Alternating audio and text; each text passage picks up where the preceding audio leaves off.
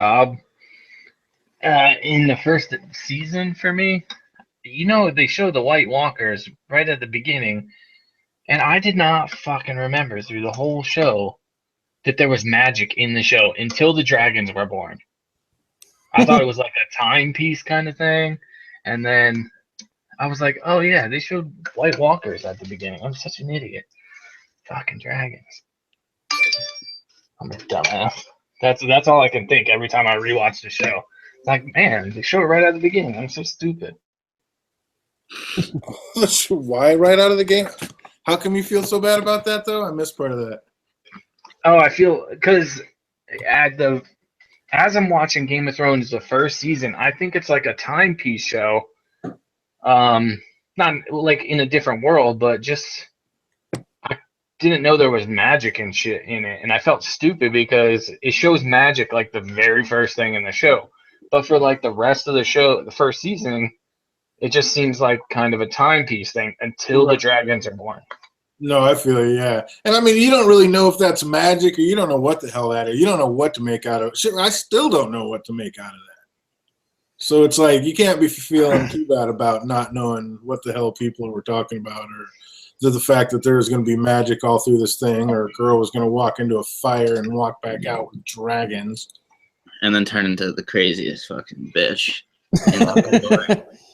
Dude, don't get mad at the love of your life, Eli. Don't do it. It's okay. We all understand, and we're here with you, man. We're gonna walk you with it. We're gonna walk with you through it. I need like a Danny intervention. The Danny intervention is real. I just love all the Danny hate. It's like it seems like if you think worldwide or whatever, you think Danny and basically Danny and Tyrion, Arya, and Jon are the favorite characters. But it seems like Jon and Danny are really the biggest, most famous favorite characters. But yet, I see all the Jon fans. I do not see all the Danny fans. There's Danny fans, but they're very far and few between. I bet a lot more women are Danny fans. Like, my wife loves Daenerys' story. Like, she would rather just watch her whole story than everybody else's. Yeah, see, that's what I'm talking about. And I mean, Khaleesi was like the number one name a couple years back, wasn't it? The number one baby. Yeah. I remember. I'm not naming my kids Khaleesi.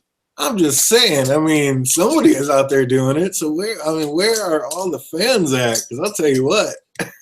I think hardcore fans don't like her. It's all you're right. I think you hit that right on the head. That's exactly what it is. Hardcore fans don't like her. I think Arya is probably the favorite character if you pulled everybody. Like casual, hardcore, and you pulled everybody, she would get the most number one votes. Or Jon. Arya is easily my favorite after Stannis and Jon.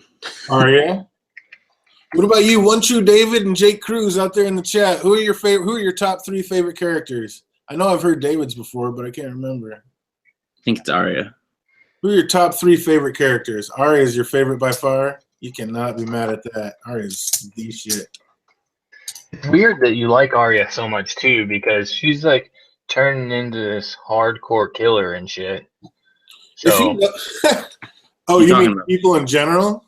Yeah. Like she is losing her ability for like remorse and all kinds of crazy shit. That dude, if it was any other character, you wouldn't like. You would be like, "Fuck that person." But yeah, but Arya. Her main attraction is she goes to King's Landing. She watches her trainer get killed, basically. She watches her father lose his head.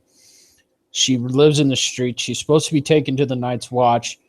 Then she watches the Night's Watch plus, the guy that was taking him plus a couple other the kids get fucking killed. So then she takes Hot Pie and Gendry and the one that's injured, takes them off, gets captured because fucking Gendry gets his helmet fucking jacked.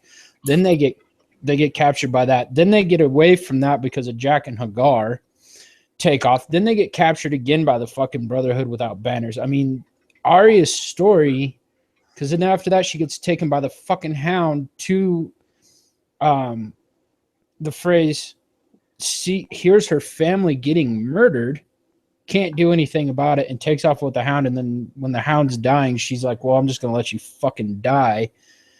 and gets on a ship and heads to Bravos. Like, her story arc has been one of the most intriguing story arcs just because of the shit that girl's had to go through. Oh, Sansa, on the other hand, like, the reason I don't like Sansa is because Sansa has done the complete opposite. Granted, yeah, she's kind of learning how to play the game through Littlefinger, but I don't like the fucking game. I really want somebody, and I'm gonna be cliche as fuck right here, and I'm gonna steal Daenerys' fucking line to Tyrion. I want somebody to break the fucking will, and I think Arya is the tool that can break that will. Oh, for I agree. sure. I hate the fucking game. I hate all the players. Like, I don't know. I can't Yeah. stand the game. Shout out to I looked it up. Littlefinger. That's why I'm like the Ranker. North, like the North don't play that shit. I think people like Arya because she's not like entitled at all. She's just like, Yeah. I'm gonna take Well, that's that. like Brienne. Like, she's like a small version of Brienne, I guess.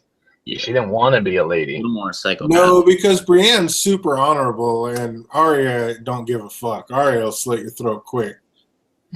That's true, too. She don't get. If you get on her bad side, you're game over. Brienne think will that- have to have a reason. What about from the beginning? She didn't kill fucking Joffrey, and she could have. So at the beginning, No, because she's smart and she knew that the whole king thing would be bad. You can't ride with the king's guard and all, their whole entourage and kill their son. That's not going to bode well for anybody. Dad is hand to the king. Dude, look at your whole family over that shit. That's not going to work. She was smart enough to do that. That's why she was smart enough to get rid of Nymeria. She knew what would happen. She's like, go, they'll kill you. Go. Plus, she wasn't quite a little psychopath then. yeah, that's what I mean. Like, right now, she's a fucking psycho, but Yeah, whatever. Good for her. I don't- I'm glad I don't- she is. I don't blame her Reminds for me being a of, like, psycho. She's like Dexter. Like, she only kills bad people, really. Except for maybe like Darian in the books. For now, yeah. I mean, we'll see. You have to see where that goes, but yeah. Thing What is, were you like, saying? Arya is Sorry. George's wife's favorite character. I feel like he's not going to take her in this like Right. direction that will displease her. I've heard that she's like on the no-kill list. Yeah. Jake Cruz has got a pretty solid list. I like Braun too, and I actually like Braun in the books. I mean, they don't tell you a whole lot about him, but I mean, I like Braun in the books too. He's a badass. But So here's the ranker. It's Tyrion is number one on ranker, and this is just for the show though. And then Arya, then Jon, then Ned, then Dany. So Dany's at 5. She's even under a day character. But shit, like Ghost is number 14 on this. Hodor's behind him. Tywin, Sansa, Littlefinger. Damn, dude. Ned Red captured some hearts with the death of Ned Stark. The Oh, death yeah, of of Ned course. Stark captured hearts. that was the first shocker. Well, the first shocker was seeing a little kid thrown out a window. That was like, Yeah. But the What the first hell am I major watching? death, the first major death to a likable character. Oh yeah, it was for sure when you were like, this show's gonna be good. It's Yeah. insane. Like they just killed off the guy that you thought the whole story was about. Yeah. Ned's death was when you're like, okay, this is gonna be a good show, and then the Red Wedding was like, okay, this is why this is the best fucking show. Is there a way to like Stannis and not be a huge Davos fan? I mean, isn't it kind of No. like Laverne Well- and Shirley, one with the other? I mean, they go hand in Yeah, hand. and see, I'm not a huge Stannis fan. Like, I like Stannis, but I'm not a huge fan of his. But yes, if it wasn't for Davos, I could probably dislike Stannis even more, because then I think Melisandre would have her fucking fingers stuck in him even farther. But that's the reason I like Stannis, is because of Davos. If it wasn't for Davos, I probably wouldn't like Stannis at all. Yeah, agreed. Probably fair. I mean, I don't not like Stannis, I guess, but I could literally give two shits about Stannis. Like, he is such a throwaway character to me. It's crazy. Me too. That's how I feel about him. Like it's not that I dislike it, and it's just like I don't think he matters in the long run. In That's how I my feel point about of view. It's like, Mhm. except that I hate her. Yeah, she might be the same way. Like the way I see it, Stannis is kind of fulfilled his role when he attacked the wildlings. Maybe he does something in Winterfell, like he destroys them, leaving it open for whoever, I don't know, put Sansa there, whoever, whatever they're gonna do. Maybe he does that, but it, to me, he's already fulfilled his role, like by just saving John. So just My like if Dany gets over and she brings the dragons over, she kind of fulfills her role to me. yeah. What I think with Stannis is I can see him making it to like outside of like Castle Rock if he gets that far, but I think he's gonna make it to the Reach and he's done. Stannis is I think he dies at the Reach. a walking corpse, really. He's not gonna like make it out of this story. No. And then I think Davos will join John. Yeah. Is Stannis 100% dead in the show? Oh yeah. Oh yeah. Oh yeah. He's dead. 100% game over. There's no way he's still alive. None. That boy's decapitated. I know they didn't show it, but that boy's decapitated. Huh. Brienne did say it. I don't think she just like sliced his throat. I'm pretty sure she took the fucking sword and just went and watched his head roll. That's what she said she did too. She said, Yeah. when I cut his head off. One True David says, "Yep, 100% dead." I'm not completely. Brian confirmed it. I'm not 100%. I feel like in that, like, whatever, it was like episode 10 of season 5. I feel like they almost, the way they cut it, like they left it open for like, you know, debate, but then they had Brienne like, yeah, I killed him in season 6. And she's so honorable and trustworthy and truthful that you're like, oh, damn it. All right. He's dead. Yeah. Like, I liked Stannis. I really wanted the way they portrayed Stannis in the Battle of Winterfell was just like, well, that sucked. You know, they burnt Shireen. Then his army fucking left him because he burnt Shireen. His wife hangs herself. And I'm like, I understand why he's going to war. He literally has nothing left. He's done. He still went out like a boss. Really. Yeah. He still fucked up a bunch of Bolton people before he died. Stannis died and the Azor Ahai was reborn. Yep. So Again, that's that's why Brienne said I killed him, because she killed Stannis, but then Azor Ahai was born. And I think what's going to happen is maybe Davos gets fucking killed in Winterfell, right? Let's say that's a possibility in the Battle of fucking. He makes it through the Battle of Ice where he's fighting now, makes it down to Winterfell. The Boltons wipe him out, okay? Melisandre figures this out. She burns Shireen in praise of Lore to bring back Azor Ahai. Okay? That's where Jon gets resurrected. Yeah. That's how it's. I think that's what happens. I think she thinks she's going to bring back Stannis, and that's when she brings back. Well, that makes perfect sense. No doubt about it. Yeah. Why the hell did they keep Jon Snow's body in a room? I've still to this day never figured that out. Why did they pick him up and take a dead body into a room? Because they wanted to figure out how to bring him back. What'd you say, Eli? Because they had to bring him back. Yeah, it's like who knew that was even an option? It's just like Davos going to Melisandre, like, do you know any magic that will bring him back? Like, that whole shit was just absolutely ridiculous. It's like, what is going on? like way to be subtle. That was not the way to start the season. I was just like, what the fuck? Why? These guys are all risking their life over a dead guy. Hey, what's up, Red Walrus? Good to see you. I was like, why are these guys all risking their life? I know. I understand like Ed, but then there's like 2 random guys we've never seen before ever. It's our Lord Commander. Well, Yeah. the big let's if you put that in book form, it's probably going to be Ed, Pip, and Grin that find him because they're still alive in the fucking book. They're still alive, right? Yeah. So I bet those are the 3 that find John and go, oh shit, and they take him out to get him out of the fucking wherever. So Melisandre can do. Then they go to Melisandre and be like, "Hey, by the way, he's dead." And then we have Davos returning to the wall, going, "Hey, by the way, Stannis is dead." She freaks out, burns Shireen, asks for Azor Ahai. I think that's how we get Jon Snow back. But I think I'm really hoping we get a ghost chapter. That would be fucking sweet. Yeah. Would be excellent. Excellent. I really hope. I don't want emo John that we've gotten in the show. I don't want emo John. I want a badass John. If we get emo John in the books, I might be done with the series. Like fucking. Who do you guys think wrote the pink letter? Fucking. I don't even care at this point. I don't even care who wrote it. But I mean, that's going to be a big deal. Littlefinger. It was Euron. I'm telling you, it might have been Littlefinger. He's the one with the plan for everything. Like, I don't know. It could literally be like anyone in the whole, Grand Anybody Northern that knows anything about Ramsay, Yeah. basically.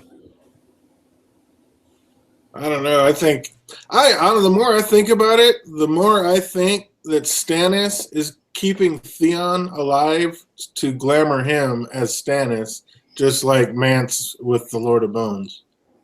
I think they're going to glamour him, and it's going to be Theon that gets killed, and not Stannis, and Stannis will still be alive. That'd be interesting. The more I think about it, the more certain I am. It's going down like that. I don't know. You're Stannis and glamour. Well, I'm just saying. I mean, that's it. Yeah, they always do the same thing twice and kind of roll it in circles and cycles like that. They showed us that somebody's getting glamored, so somebody else is probably going to get glamored, and that Right. You know, Melisandre's already double glamored because he's also Rhaegar. No, he's Rhaegar. Oh no. Mance is Mance. Yeah. Rhaegar's dead. So I'm saying I think Theon's going to be glamored. That's the only reason. Why else is he keeping him alive? Why else would he be keeping him alive and chained to a wall like that? Information about Winterfell. He's got it all pretty much. Not all of it. I don't know. Yeah, I don't know what else he could tell him. He is just punished. It's Theon. He grew up there. He can figure something out. I suppose. I just can't think of anything more miserable than being chained to a wall, just hanging there from your limbs. Like, Hell dude, yeah. after 12 hours, you'd be like, just kill me, motherfucker. Kill me. Yeah, but dude, after the shit he went out with fucking Ramsay Bolton, he's like, this is nice. I'm just going to chill. It's probably like a 5-star resort. He's like, nobody's peeling my skin off as we're doing this, or I still have my penis. yeah. Like, wow, Stannis is actually just letting me hang here. Even Yara's like, kill him. Kill him and be done with it. Or Asha, I should say. Asha. But Asha's just like, kill him and be done with it. Why are you holding on to him? I mean, there has to be something he's going to use Theon for. I don't think it's just for more information about Winterfell. I think it's going to be something. Obviously, I just said what I think it is, but I definitely think it's going to be something major. That would be interesting, though. That'd be wicked. That'd be totally wicked. Because, yeah, I don't know. I mean, why get that? I think Mance wrote the pink letter.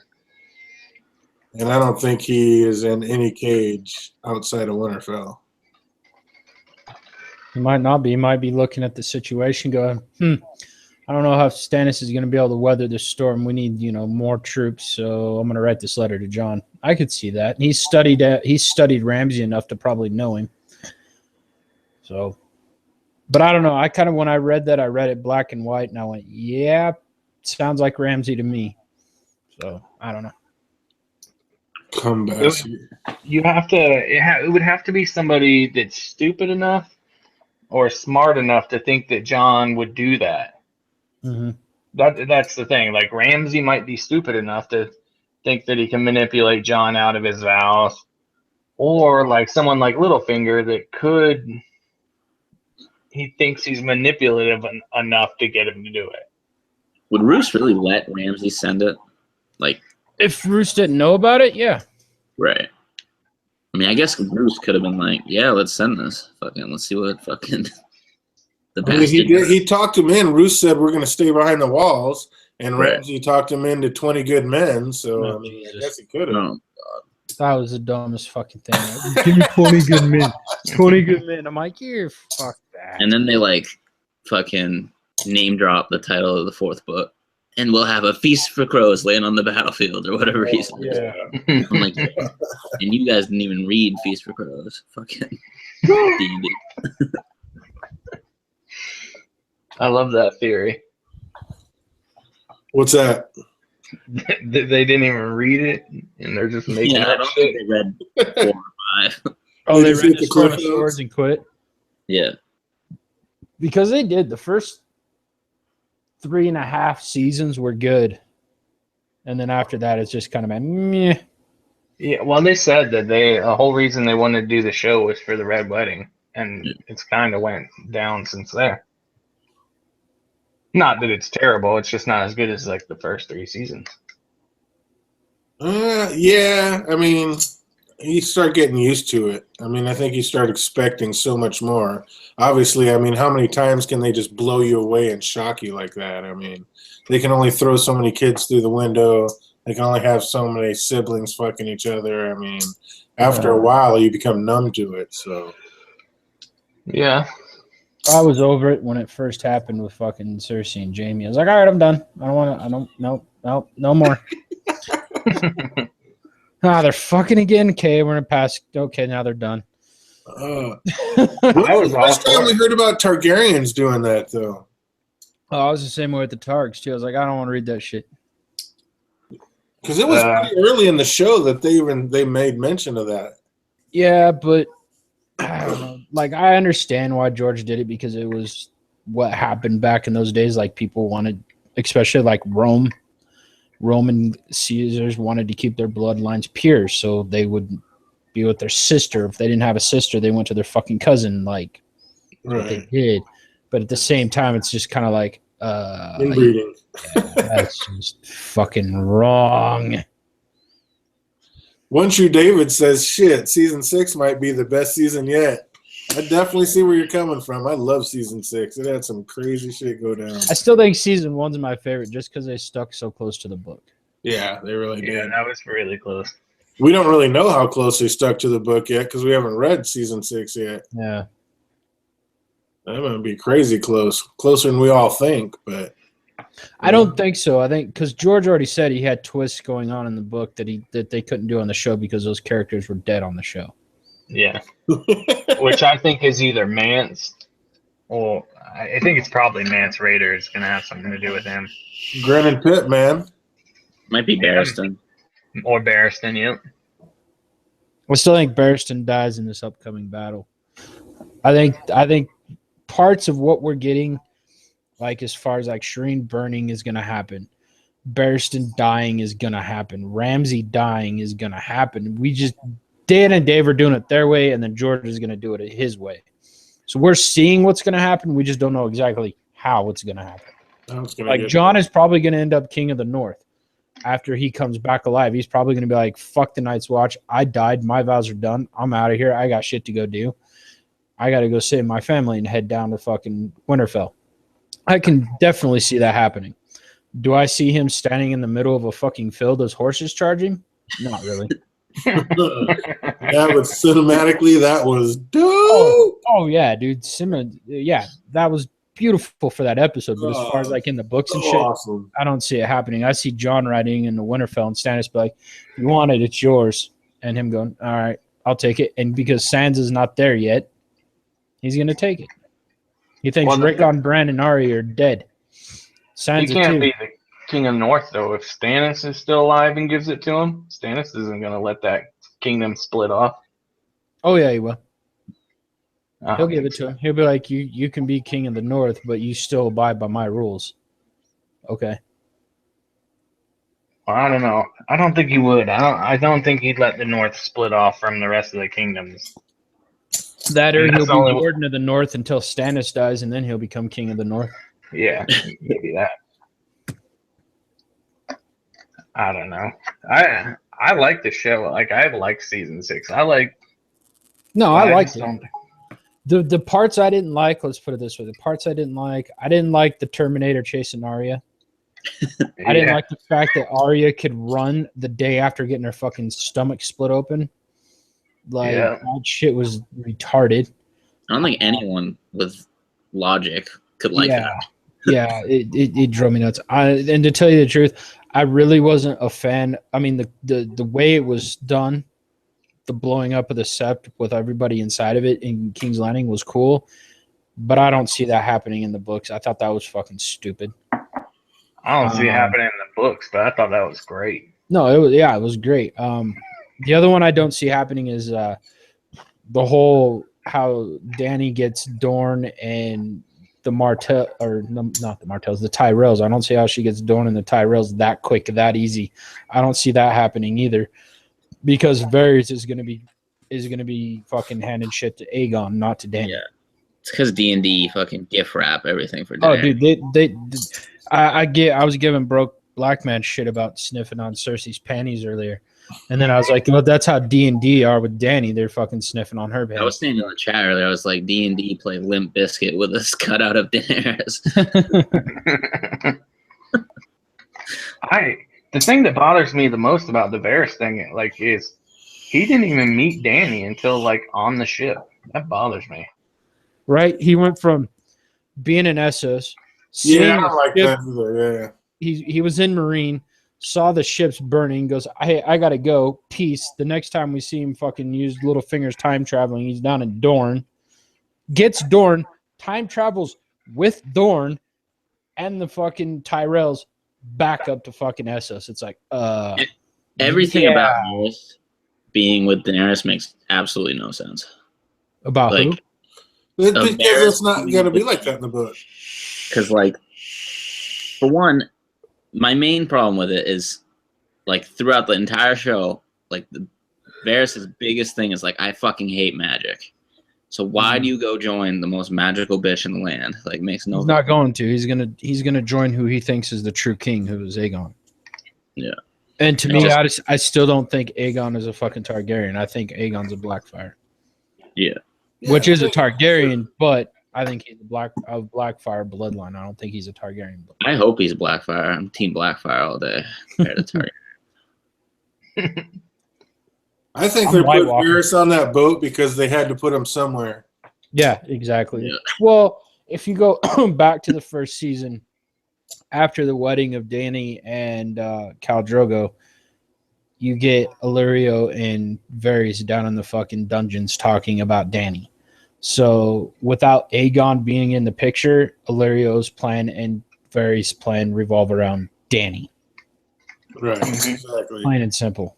Yeah. Here's a weird thing. Like, so if Jorah catches back up with Dany, do you think he tells Dany, oh yeah, like I was passing information to Varys and he was giving it to King Robert and he's the one that put the order through to kill you? Like, wouldn't that cause some problems? Do what? So in the show, like, if Jorah comes back when Varys is there, would he tell Dany, like, hey, I was sending it to Varys, and he's actually the one that sent the order out to get you killed? Okay, here's the one thing you got to understand about Varys.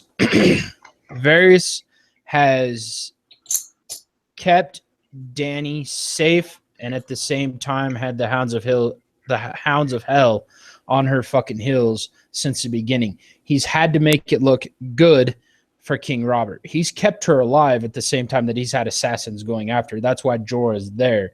Jorah is his in-between of, hey, by the way, I'm going to do this, but I need you to counteract that.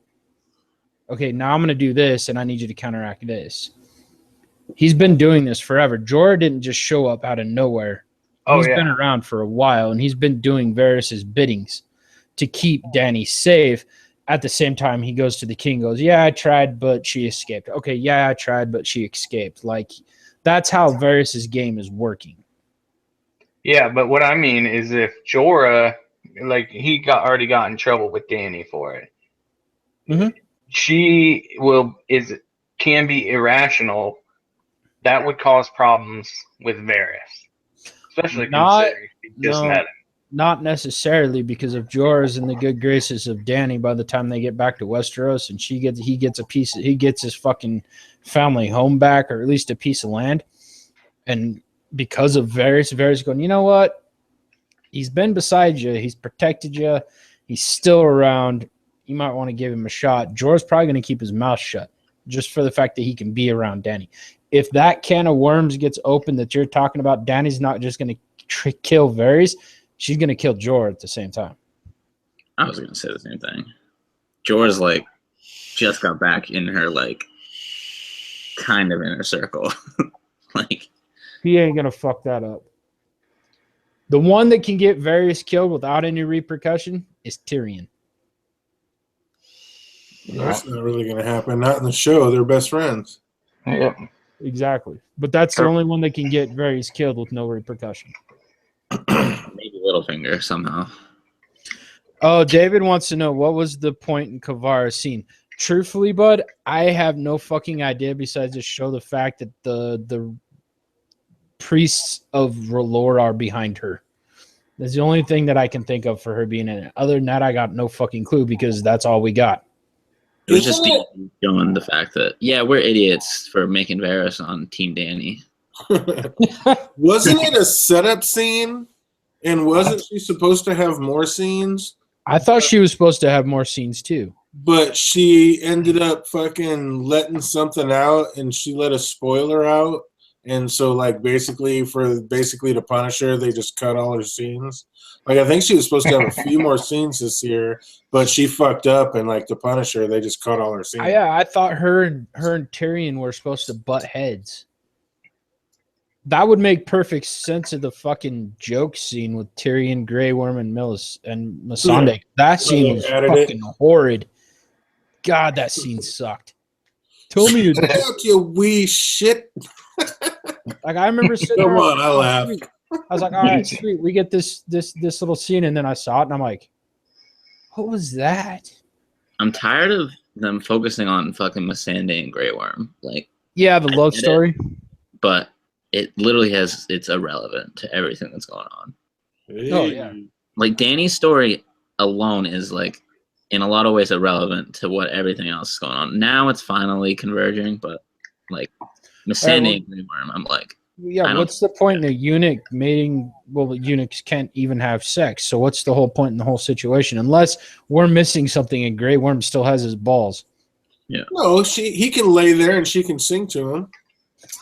That's about all he's gonna That is like Sam and Gilly, but I actually like Sam, so it's like, like Sam's actually interesting to me. Sam is awesome in the books. He's a great character. Oh, I love Sam in the books. On the show, they've kind of fucked him over. Yeah. I think book Sam now would be more bullheaded when it came to his father. He wouldn't have just sat at the dinner table with his head down as fucking Gilly had more balls than he had and stood up and fucking ripped their asses. Yeah. I think Sam would have stood up and went, Dad, go fuck yourself. Which that's what I'm waiting for in the next book. Why did Sam steal that sword? Valyrian Still. But why? He's Because not. it's Valyrian Still. That's the only reason why. It's Valyrian Still. They need Valyrian Still. That's why he stole it. He's going to give it to somebody at the fucking watch to kill. That's it. Just anybody? I mean, that's a pretty dope-ass something to give. The only person I can see wielding that sword like a badass is the Hound. Or the Hound could get it. Fucking, he could hand it to Brienne if she gives back Oathkeeper. He could give it to Jaime if Jaime doesn't get Oathkeeper. I mean, there's plenty of possibilities. Fuck, he could give it to Howland Reed. Who knows? It's just a big fucking sword though. Like it's definitely like two-handed sword. Yeah, like, but the thing is Jaime the reason he took that sword, and the only reason he took that sword, is because it's Valyrian Still, and it can kill White Walkers. What kind of sword is it? It's not a bastard sword, and it's not a great sword. No, it's How's it so big?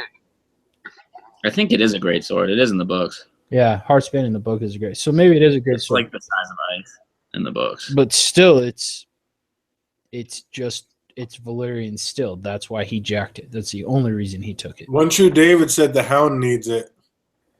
I agree. Give it to him.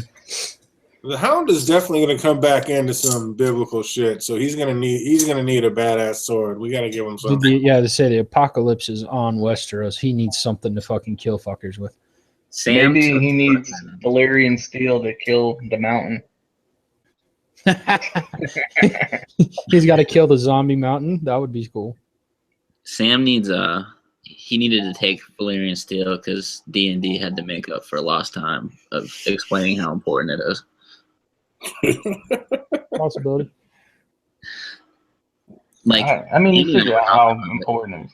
in the Battle of the Bastards, where like Jon does that, like the first person he kills, he like cuts that guy off the horse. That first blow he like nails, like that should have cut the Dude dude. goes flying. He goes flying like 5 feet back off the It horse. looks like he hit him with like a warhammer. Yeah. That was like But the it's- replay of Rhaegar and Robert. Boof! Yeah. Dude, Exactly. I really hope we get Robert's Rebellion at one point in time because I want to see fucking Robert Baratheon as a fucking badass, not a fat drunk. I want to see a young Barristan Selmy too. Yeah, that'd be dope. Holy shit! Yep. I mean, I need to see that. they're already talking about doing the spinoffs, which I don't think D&D are fucking a part of. It's going to be somebody else writing No, the there won't story. be. They need that one dude who does all the fucking greatest episodes, whatever that guy's name is. Miguel Sapochnik, that dude. Yeah, that dude needs to do the Just series. directs the entire 8th season. He does such good episodes, and like Mhm. all his episodes have like that George R. R. Martin like feel to them in ways like there's callbacks to all his previous episodes. Yeah, I like that. The one thing I have noticed is the episodes he fucking does, there's a bunch of Easter eggs in it for shit that happened and shit that's about to happen. Yeah. Like, he's like the prophecy fucking writer. He's the one that brings it back home to where it should be. Yeah. he's literally the only reason season 5 wasn't horrible. Dude, the half of season 4 and all of season 5 was junk. It was so. Like, I like him. How can you say that? The only I'm not saying episode it's I liked terrible. was Hard Home. Other than that, I thought season 5 was literally just crap season. Like, I wasn't even entertained during the whole fucking season. I was like, oh, cool, Hard Home. And I watched it. I'm like, okay, that was a good episode. Can we build from this? And I'm like, nope, they can't build. Nope. I made the mistake of reading the books between season 4 and 5, so I was like super disappointed with season 5. Well, season 5 was like, this is why I said the first 3.5 seasons were good, and then after that, till season 6, it was crap. Is because they wrote A Feast of Crows from the half of season 4 into season 5, and it was just there was no Feast of Crows. That's why I'd Into say season like, I don't 6. think they read fucking Feast for Crows or Dance. No. Don't get me wrong. Those are probably, to me, 2 of the most boring books that exist just because of how unactionated they are. There's no action in them. It's a bunch of plotting and a bunch of building. But at the same time, you took Dorne, which is a really good storyline in the books, and took it like a fucking soda can and went, done. Yeah. And they didn't do shit with the Ironborn either, And which dropped it. And then they fucked over the Ironbone. The Kings. I'm gonna tell you right now that my biggest disappointment in season 6 was the King's Moot. oh man, That shit was horrible. One, you needed Victorian there. You needed Victorian You there. need Victorian in the series, period. I just Yeah. wanted Naga's bones. And number 2, you made Euron, the very first episode with Balon Greyjoy, the baddest motherfucker. He's standing on a bridge, his arms crossed, it's waving, and he I fucking know. kills his brother. And then you get the jokester in the King's Moot. Let's go kill my nephew and niece. Yeah. Yeah. It let's pissed me do off that. he didn't like because What in the books he like steps like he like comes from his ship like onto shore and shit. He Like comes in just blaring shows up fucking. with chests and like fucking Well, he comes in blaring Dragonbinder. Yeah, it comes Yeah. in blaring that Blaring horn and that everybody fucking gets horn. fucking whipped up. And everybody like Mhm. perks up. He comes with his crew up to the top, makes his speech, gives everybody sitting at the tables fucking amounts of gold, and gets voted in king. And even then just like the description of like the scenery itself in the King's Moot. It's like it was Oh, so disappointing in the show. Like Naga's Oh, bones they in the were background. supposed to be Bones inside were of it. nowhere. they were supposed to be inside of a sea dragon's fucking rib cage. Yeah. And you get this island jack off scene. I was so stoked for the King's Moot, and then I watched it and I went, ugh. I totally agree with you because they introduced like his introduction scene was badass. Oh, I am the storm. Are you kidding me? It was like I was so hyped. The only way they can redeem fucking Euron is if they figure out how to make the Forsaken chapter work on the show. Yeah. And it has to be the Which Forsaken they chapter. pretty much could. I mean, they could do that. But the problem is show watchers, just show watchers, don't know that the Dampier is his brother. I was about to say, the show watchers, period, they haven't done nearly enough with Euron. So They could do it with a different character. I mean, that Joker that they blessed Euron with, I mean, that guy's nobody. no. They didn't even introduce him as fucking Theon's uncle when he re-drowned Theon. Yeah, no. I mean, they gave him Euron's lines about maybe you will, maybe you won't. The Kingsmoot will decide, but They already fucked themselves over, like, for the Forsaken, because in Dany's House of the Undying in the show, like, she doesn't drink Shade of the Evening. Like, yeah, she doesn't have any of her visions, really. Yeah, the vision. they cut that. She's just walking through there. She doesn't drink anything. Yeah. Yeah, that was a whole different scene than. So, like, show watchers would be like, what is this? Yeah, exactly. It'd basically just be like a glorified torture scene. The only thing we know about Shade of the Evening is the warlocks drink it. Yeah. And it's made Euron, from weird trees. the description of Euron are his lips are blue. Yeah. Because he drinks Shade of the Evening. Oh, he's a shade drinking motherfucker. Don't get it twisted. He's a fucking. And in the show, not even close. Drink with me. Your king commands it. Mm-hmm. I just want the silence to be badass. If they can make the silence look menacing as fuck and redeem Euron a little bit, like, I'll at least be okay. The only way it's going to work, I don't think it's going to work because in the books, let's put it this way. In the books, you have the Battle of Fire going on in Meereen. And you have Euron waiting for Dany and Victorian and everybody else to come south or go north or whatever it is, towards the Iron Islands and towards Westeros. And Euron is fucking ransacking the coasts. You don't have that in the show. They can't do it now. It's gone. Yeah. By the time Euron makes it to the Citadel, Dany's going to be in Westeros. Fuck that whole storyline up. It's done. Euron should have been introduced at the end of, like, season 4, or at least beginning of season 5. The whole Kingsmoot should have took fucking place in season 4. Yeah. To make the Ironborn storyline work, that should have happened in season 4, and they can't do it now. It doesn't work. So what's going to happen in Old Town now? Sam's going to figure out how to beat the White Walkers and walk away. Is he just going to, like, super figure it out, like, within weeks and just, like, get him forge all his shit in, like, record time and bounce, or how's that going to work out? He's probably only going to forge his Valyrian steel link, and that's it. That's all he's going there for. The way they made it, the show, to me, it's a totally different aspect, but it's just not going to work out like I want it to. So I'm going to be disappointed in it either way when it comes to the show. At this point in time, I just want the story of the show to make sense and be good. He used to become a maester. Fuck the Maesters. Honestly, you know what I'm worried about with the show is, like, we get all this hype about the long night, you know, the second or third long night, however. Anyways, this long night that's coming, like, how long is it going to fucking be, like, in the show? We only have fucking... They say people, babes are born and die within... It's not going to feel that long. No, they can't. The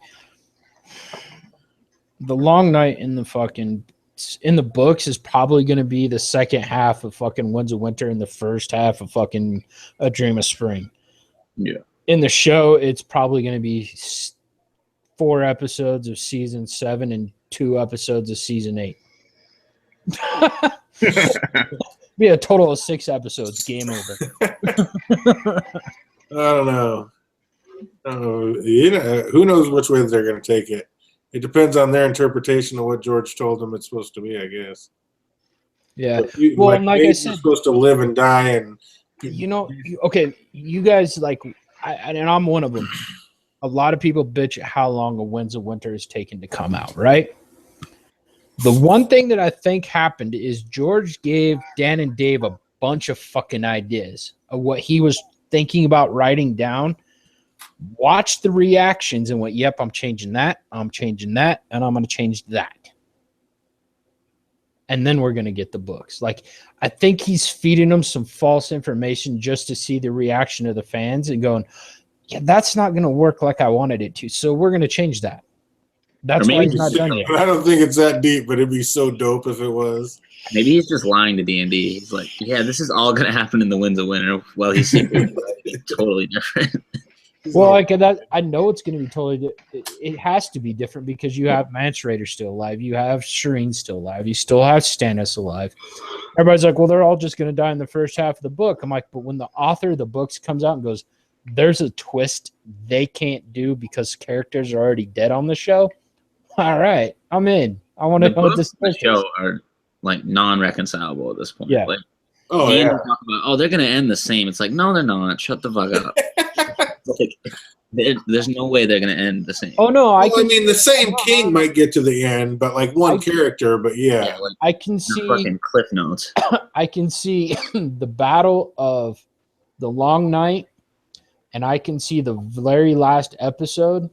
Those two things right there being exactly the same as how they are in the fucking books. Exactly to the T. Other than that, the rest of the story is going to be different. Because I think Dan and Dave and George and the information that George is feeding them has a lot to do with his original outline that he made for this story. Could be. What if it all like contempt for D&D and what they're doing with the show? Do what? You think George has like some contempt for D&D? Like, I think George, like, I watched an interview with George and they asked him about Game of Thrones and he goes, hey, here's the deal. I don't have to like what they do or not because they own the rights to this story on the show. Right. They could bring aliens into this motherfucker for all that they care about. I have no control over it. He goes, I get to go in every once in a while. I write an episode. I call it a day. He goes, Dan and Dave don't have to come to me to say, hey, this is what we're doing. They can do whatever they want because I sold them those rights. Right. He goes, the only thing I'm worried about is my book and my fans. Yeah. True. He probably thinks all his fans are assholes too, though. Oh, yeah. He said it. He said it. He came out and he was talking about something, and I think it had to do with the Dance with Dragons and the way it ended or something. He goes, hey, to all you trash talking fuckers, and he flips off the camera. He don't give a fuck. He's writing the story how he wants to write it, and either you're liking it or you're not. And to tell you the truth, as far as a story where no character besides Euron is the ultimate evil, everybody else is pretty much like a grayish colored. I'm a fan. I like the way he writes his stories. Yeah. I love it.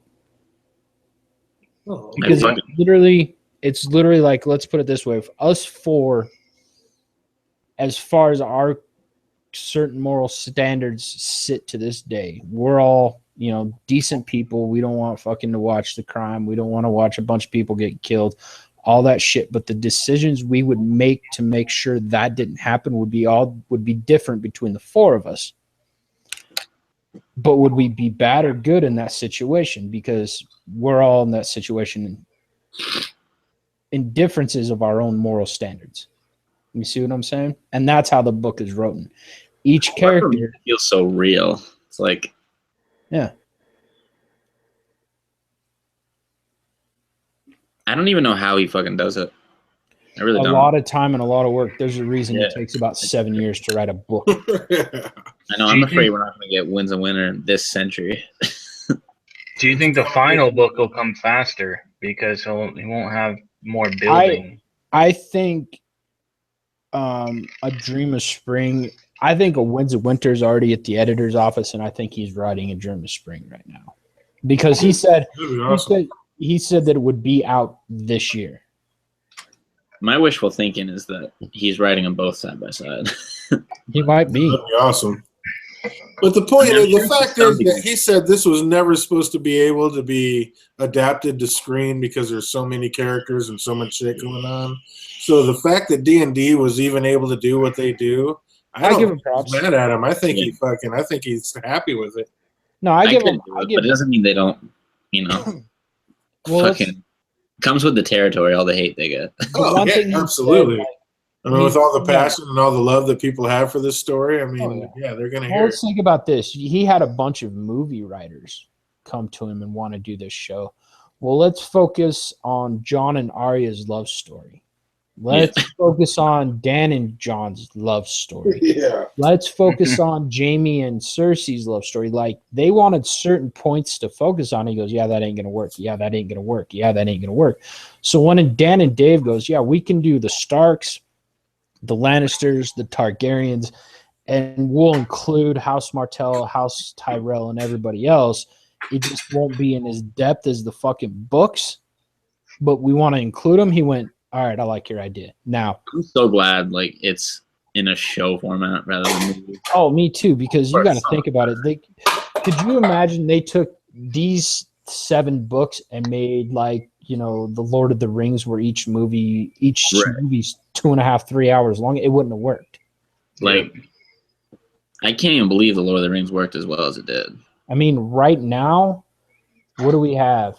Each season so far has been 10 episodes, and they're fucking hour long. 60 hours. Basically. 60 hours of fucking of good shit. I'm not the only season I don't like is 5. Other than that, it's been hella good. So, no, I think the way George went about it was perfectly done. Yeah. There's no other way you could have made this story work.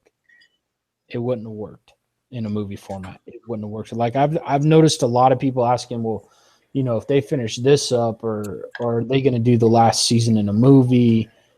It has to be done on HBO in a season with at least 7 to 8 episodes. It has to be done that way. And I know season 7 is going to be at least 7 to 8, and then they want season 8 to be 1 extra long episode because of the way they want it to end. Yeah. But the best thing about it is, granted, we're losing 3 episodes, but the next 14 or 15 episodes are going to be an extra half an hour long. And they also have more budget to put into those episodes. Mm-hmm. Which is dope. Dude, Game of Thrones at this point in time has basically unlimited money. Yeah, right.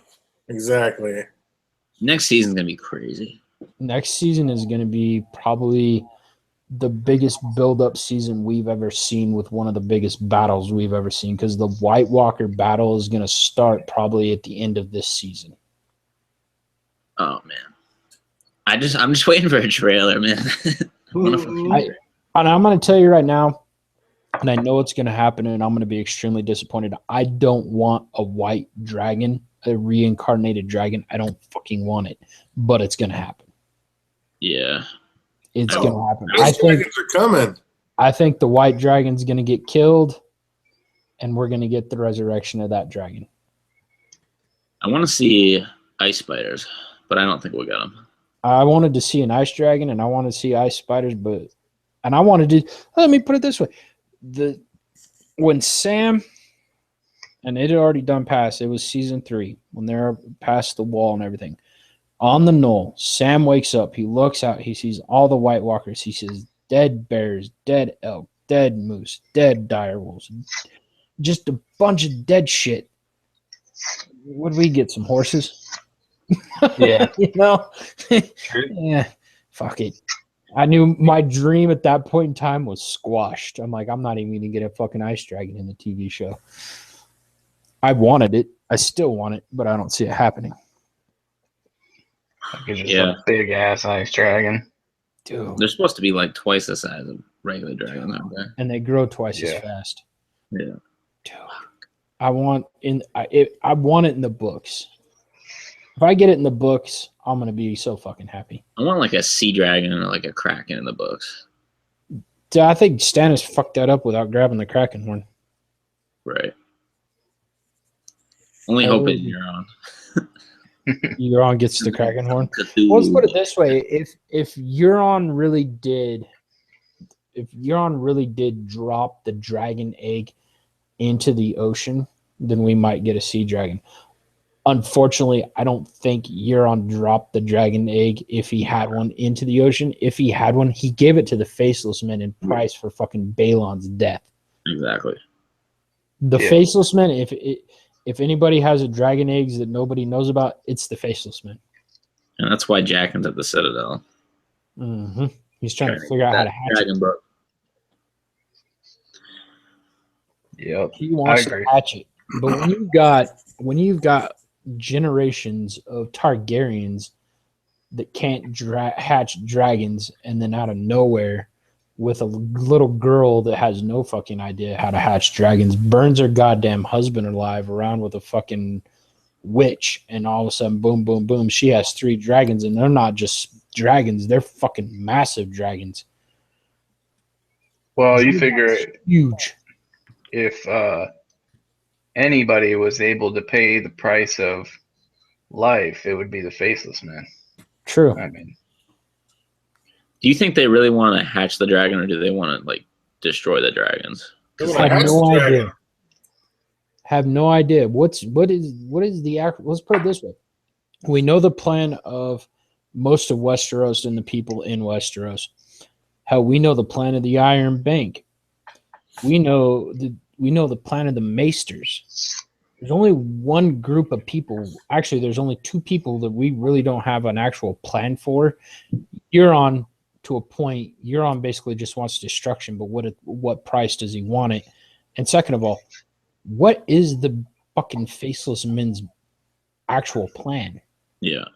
We have no idea, because the only time we ever meet the Faceless Men is through Arya, and all she's doing is training. Who are the Faceless Men, and why do they keep bouncing back and forth like they're kind of part of the Red God thing? They don't play any sides either. They do, though. They keep saying the Red God has to be paid his due. The Red God. I mean, that is only in the show, I guess, but they're like, he stole 3 lives from the Red God. He must be repaid. I think that's in both. It's in the book and the show. So that kind of says that. But here's the thing, though. You have R'hllor, and then you have the Many-Faced God. Is Many-Faced God R'hllor? No, here, if you look in the Hall of Faces, you can see like all the gods. That's what I thought. R'hllor's in that fucker, ain't he? I think why he says like the Red God is owed these lives is because that the thing they were in, the little cage, was on fire, so it would have been the Red God's lives to claim. Oh, okay. That would make sense. That makes sense. Or it's just like the Red God is like of. I'm trying to think. It's probably not true, because like the black goat and shit is all about sacrifice. Yeah, but they're all in different ways. Right. But like the Red God is one of the ones where it's like, sacrificial ritual is like a big thing. So it's just the way I was confused at first, and when I watched it again, I'm like, I bet it's because it's on fire. Like they were supposed to all die in a fire, so that's why he says the Red God. Huh. That makes sense. I like that. That's a good explanation. Who in this series could beat Brienne in a sword fight? The Hound. I like that answer, actually. Fucking. Just not according to Dan and Dave. Who can beat Brienne in a sword fight? Jamie. A real Jamie. The healthy Jamie? Yeah. Fuck. Maybe Sir Arthur Dayne and Robert Baratheon. So I guess who alive could in the story? What's up, chat? Who alive in the story could take on and beat Brienne in a sword fight? That depends. Do you believe all the stuff about Jon? How good he is with the sword? In the show? That's a question. Yeah. No, I don't. I mean, in the show I do, because they've made him that, but in the book, in the show and in the book. He's a pimp in the book too. He's not he's good, but he's not like amazing. Oh, dude, when he comes back and they're trying to see if he's a turncloak or not, they don't let him do shit. All he does is train down in the yard with people. Like that's all he does day in and day out is beat the shit out of people with swords. Sure, I think Brienne is actually a little bit like overhyped in the show too. Like in the books, she's definitely a beast, but she's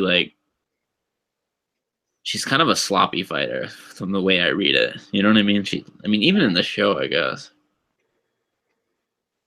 I don't know. I think Barristan would fucking destroy her, even his old ass in the books. You think even as old as he is, he could do it? I think she might be too big and strong for her. But yeah, that's actually a good one. Barristan would beat that dude's ass with a stick. I think he could beat Brienne. What about if Ned Stark was alive? Could he take on Brienne? Probably not. I think Stark Ned was was good good. with ice. He was good, but Ned I don't didn't know. fight with him. Dude, Ned got down next to Robert and won every battle he went through. What are you talking about? Yeah, because he was next to Robert. He what? He didn't fight with ice. He had his side sword. It was like identical. For sure, I've kind of bounced back and forth on that. Do we know for sure he didn't fight with ice? Yeah. Because I don't even know if he had ice with him, like during the rebellion. Well, here's the thing: most people don't know. The real sword, ice, was lost. Yeah. The sword that he calls ice is a fake. It's still Valyrian still, but it's not the true sword ice. We don't even know if the first ice was Valyrian steel. It could have been something crazier. Yeah, I think the first ice was actually ice. Yeah, it's lost. It's gone. Yeah. Bums me out. Yeah. That would be tight. That would be sick to know more about that sword. But yeah, maybe we'll get more about that in Wednesday. That would be cool. Fucking, that's John's sword. Is actually the actual sword ice. I'm trying to convince DJ and Andy that I was trying to convince someone that Longclaw is actually Blackfire. No, Longclaw is Longclaw. Have you heard that theory though? Yeah, it's a it's a solid theory. Put it I don't this think way. it's true, but it is a solid theory. I threw a tweet out there, and I threw it out there for a reason. When you've got so much time between fucking books, people just literally read something and go, but what if? And it's like, dude, you need to lay off the weed. Okay, now you're smoking crack. Dude, quit doing meth. Come on. I'm done. You know? There's so much. Like, you could almost make up any theory, and it would. There's some theories I'll get behind. Don't get me wrong. But the 90% of them, I'm like, how much crack did you have today? I'm really curious because that theory is so far in left fucking field it doesn't even make sense to me. I try to go with like the ones that I believe are the ones that are more negative. That's based on my pessimism, since everything you like about the show is negative. I feel like, or everything you like about the show is fucked. Oh yeah. But so any negative theory, like, I'm all down with. I'm like, oh yeah, Bran's gonna be fucking working with the White Walkers or whatever. We got the Quiet Wolf in the chat. He says Ned held his own against a right-handed Jaime, and that's true. He did. And One True David wants to know if Jorah's going to get his hands back on Longclaw or not. What do you guys think about that? That depends. Let's say that depends on John. John gets real ice, or if he gets a light. I think Longclaw is John's sword. I don't think John gives up Longclaw. The only way John would give up Longclaw is if he finds the actual bringer sword. But or what if Sam gives him Heartsbane? Would he give up Longclaw if Sam gave him Heartsbane? What's the point in that? They're the same fucking sword. They're the same. Oh, I'm saying the point would be Yeah. given the same. I'm saying They're- the point would be given the Mormonts back their house sword. that depends on how much respect he has for Jorah. If he thinks Which probably isn't a lot. If he thinks Jorah is a fucking tool, I'm not. If I'm John, I'm not giving that sword back to Jorah. I don't know. Sam talks to Jorah like Mormont wanted him to, and Sam tells him that your dad wanted you to take the black, and he does it. You don't think John gives it back to him? If he takes the black at the end when the battle's over, I bet he gives it back, Longclaw. But that sword is sticking with John until the battle's over. I bet John thinks fucking Jorah's a punk. Probably. You think? I Told don't him. like Jorah. Jorah is the definition of the thirsty 40-year-old man in the fucking club that's hitting on 21-year-old chicks. That's who he is. I only like Jorah because he's a creep to Danny. Like, He's a, but he's. I actually like Danny. I think Like, I don't think it does. I don't think it really matters. Like Jorah is just a creep. Dish thinks John will offer it, but Jorah won't take it. At least not at first. Maybe. I think the only way Maybe. John doesn't have long claws if like somehow Dawn becomes his sword or something. But I don't know. Yeah, that would be badass. I don't think the sword leaves John's hand until the battle with the White Walkers is over. Yeah. And that might be the death of all humanity. Kind of Yeah. voting for that right now. Johnny was doing the fucking morals of Westeros today, and people were giving out 10s to somebody. I said the only person that's going to get a 10 for me is the Night's King. Dude, I'm on the fucking White Walker side anymore. There's He so many. keeps it 100. There's so many theories about everything else right now. I'm like, the others are gonna win. Now what? Night's King all day, baby. The Night's King. That would be interesting. That would be a That would be Kind a of. bittersweet ending. and it would be more. It would be like fucking Lord of the Rings, except opposite. As I say, the bad guys win. But here's the thing. Even George said it. The White Walkers aren't completely evil. Yeah, I mean, They are, you know what I mean? They're not anything. So Not even here, really, I like- got a question for you guys. And we saw it. We saw the creation of the others. I didn't buy it. I don't buy that's how they were created. Ooh, you think that was a Why false memory put in there? I think that's how D&D perceive it, but I don't believe that's how George perceives it, because he's even said it. The White Walkers aren't evil. George or D&D have painted the White Walkers as nothing but evil. Yeah. That's all they are. Evil. Evil to even the their core. appearance and shit. Like in the books, they're supposed to be like almost like evangelical, like almost look like angels or some They're shit. still Like, evil. They still take on and kill Mother Mole and kill little kids. They're fucking evil.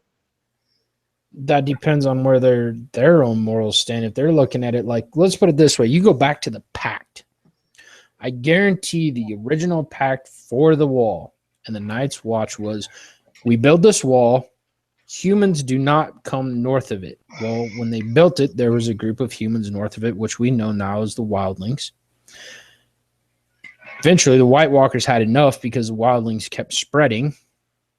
Here they come again. We're going to fuck you up. Call it a day. We're going to resurrect your dead and use it as an army to fuck you up. What are you going to do about it? Nothing. Because the more we kill, the bigger our army gets. Bring it. You think the Night King is a start? No. I think the Night's King is the Night's King. I don't think he's a Stark. I don't think he's a fucking Lannister. I think he is whoever he is. And as far as I'm concerned, whoever is the Night's King now isn't the Night's King that you're talking about. always stick with the old man. I think the Night's King is a title. I don't believe it's an actual person. I agree with that. And who knows what the Night's King is going to be like. In the show, like, we don't really know that he's going to be a fucking White Walker. Or that we're even going to fucking see him in the fucking books. Yeah, we might not ever see him. Yeah.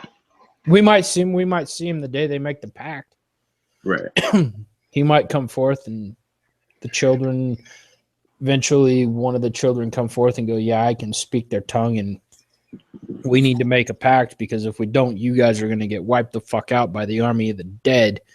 So here's the deal. And I think the deal is going to be the wall's already down, so let's leave it down. And you guys get the north, we get the south. And if we intermingle, we intermingle, but it needs to be the day. I think when it comes to the pack, there's going to be a lot of people that we all like as characters gone, dead. Yeah. I can even see Jon dying in this battle. I don't think Jon makes it out alive of this battle. Dany's not going to make it alive out of this battle. I don't think Sam's going to make it out alive of this battle. Truthfully, I don't think Davos is going to make it out alive of this battle. I think a lot of the women like Sansa, Arya, they'll make it out. Bran, depending on where he's at, might make it out. Rickon, I don't think Rickon's going to make it. Rickon's dead. Yeah, Jaime and Cersei aren't going to make it. Like, it's going to be, dude, the humanity part of this story is going to be wiped the fuck out by the time this pack comes forward. Maybe. The only reason I can see Jon making it is because, like, his whole arc is, like, almost leading up to making peace. Like, that's been his entire arc so far. Like, I could see him being the one that makes the pact. I just, with George saying this ending is going to be bittersweet, I really don't see a lot of humanity making it out of this fucking battle, dude. Even the first time, if the first men and the Andals didn't make the pact with the White Walkers and the others, they would have got wiped the fuck out. Yeah. They were on the brink of destruction, of extinction. It's going to happen again. I don't think Arya's going to make it. She loves the idea of Arya getting Dark Sister, like in the show when she told Tywin Visenya was her favorite. What do you guys think? Do you think there's Dark Sister shows up, and do you think it's more likely that Arya or maybe like someone like Mira wields it? I think Bran and Mira have the sword, and I can, because Mira is not a sword fighter. She's a spear fighter. She's going to fight like her dad did. She's going to poison the tip of that fucking spear, and she's going to fight with it. I could see him handing the sword up to Arya because it's not a big sword. It's a short sword. Maybe. Designed for a woman. Yep. So I can easily see Dark Sister being handed to Arya. I just think Arya. Here's the other thing, though. It could also be handed to Dany, too. Yeah, gross. But it really could. Because Dany's not a fighter. Dany's a dragon rider. Doesn't matter. Dany's useless. Nothing. That sword's got to go to a warrior. I can't see Dany getting that sword. The thing is, in the first book, I'll always stick to Jon telling Arya that she's gonna be sowing all winter and be found thaw out come winter or come spring with a needle frozen between her fingers or needle frozen in her hands before he gives her a needle. And like, I just think she's gonna die fighting whites or whoever. I don't know what it is, who she's gonna be fighting, but I think sowing all winter means she's gonna be killing people all winter and she's gonna die with needle. Yeah, but here's the thing about needle. It doesn't kill White Walkers or the others. But she might not care about that. She only wants to kill Cersei. And doesn't matter. When the battle happens, she's going to have to fight. We think that, but maybe her character changes so much. She only wants to kill the people on her. She doesn't care about anything else or anybody else anymore. I'm not saying she's not going to kill the people on the list. What I'm saying is by the time the battle happens, she's going to have to fight. She's got to fight. There's no question about it. She's going to have to fight. That's what the one thing, like, and this is one thing from Dany's fucking prophecy, dreams in the House of the Undying that I truthfully believe is snow falling and King's Landing in fucking ruins, which means this battle is going to be literally a small group of humanity versus a huge White Walker army. It's going to come down to humanity being fucking tortured to shit.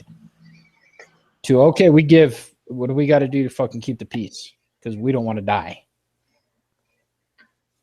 Shit, I could never do that. I'd be like the stupid person. That's why I couldn't be king. I'd be like, nope, we're all gonna die, or we're gonna fucking win. What's the deal with there must always be a Stark in Winterfell? Does that have anything to do with why the White Walkers are coming? I think that's Bran gonna be in the weirwood tree there. It's my simplistic view.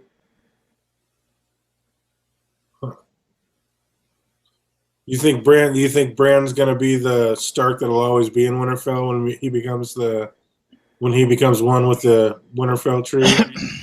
Yeah. The Winterfell weirwood. You think they'll dig underneath it and let Bran get intertwined into the Winterfell weirwood tree? Yeah. I got a question. What do you guys think is in the wall? Besides the army that's in there, besides the Sentinels, what's actually in the wall? I think weirwoods might be in it. All right, Andy? I don't know. I like kind of Eli's theory about the stone then. Yeah, I think the base of the wall is that oily black stone. And like, because they talk about like spells being carved into the base of the wall. I have a theory that it's the oily black stone that the children carved that into before the ice went up. I like it, but maybe like, I don't know. I'm kind of childish. Like, I want there to be ice dragons all frozen in that bitch. Like, I'm just so optimistic. That's why the story tears me down so much. I'm like, this will be so awesome, and then it's never gonna happen. I like the weirwood theory too. That it's like a I hedge. think the tree's full. I think it's a weirwood wall. Yeah.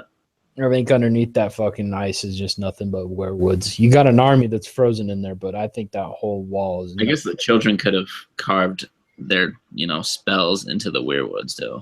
I think That that would have been the easiest way when Benjen's talking about the walls carved with magic in it. I think that'd be the easiest way to hold it up with magic would be weirwoods being all through it. I agree with DJ. And Melisandre talks about how much stronger her powers are at the wall. I mean, there's definitely some shit going on in the wall. The only reason I think it could be that.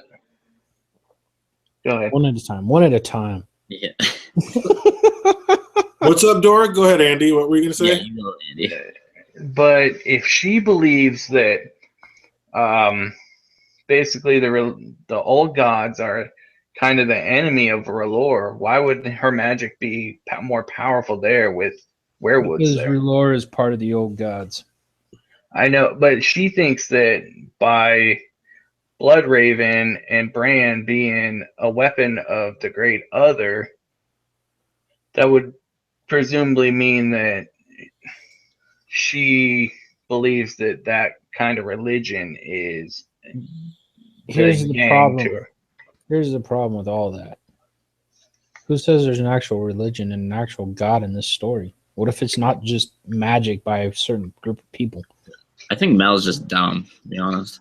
Like, I believe in the Red God and the Many-Faced God. I do not believe in the Seven, because that God is bunk as shit. It doesn't do anything except get fucked up. The Seven is based off the Catholic religion. Well, my point stands. Which is Christianity. I can't remember who R'hllor and the Great. I think the Great Other. I can't remember what those two gods are based off of. Damn it! I know that the Seven is based off of Catholic or Catholicism. I know the other one's based off of Muslim and one's based off of something else, and I can't remember which one's which. We got Eli in the chat saying Danny is love.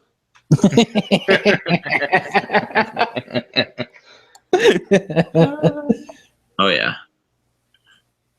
Elnarius in the house. And how much I just despise Stannis. Oh, it's just classic. Yeah, I don't know about that. I don't know about the Bran being the werewood, but it almost seems like he has to if he's going to get out of where he's at. I thought he was going to be where he was at forever, but after obviously seeing that shit on the door in Hordor, I mean, where else is he going to go? He has to become the werewood tree of Winterfell, doesn't he? Here's the other crazy thing about that whole situation. There's tunnels under Winterfell that nobody knows where they lead because they get too dark. In the crypts, yeah. Mm-hmm. What's to say there's not a there's got to be tunnels from the wall that go back from beyond the wall that go back into Winterfell. There is 100% a dragon living down there. Oh yeah, like there's that whole thing with Jon and Ygritte when they go into the cave and like he tells them that story of like the two brothers. Like, yeah, and like their children's children. Legend has it still live down there. Like, right. I don't know. And then maybe that's what the dragon feeds on. I don't know, but there's definitely a dragon living down there in those crypts. What is it? The fire-breathing worms or whatever. I know there's wyverns, but there's another one too.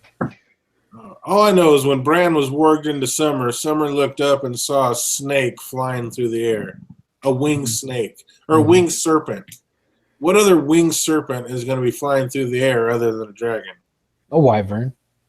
I just want them to go down in one of those tunnels and like fucking Bran has a vision of fucking Ned and like you know the scene in Lord of the Rings when like they're in the tombs and like Boromir's like they have a cave troll. Like I want to see that.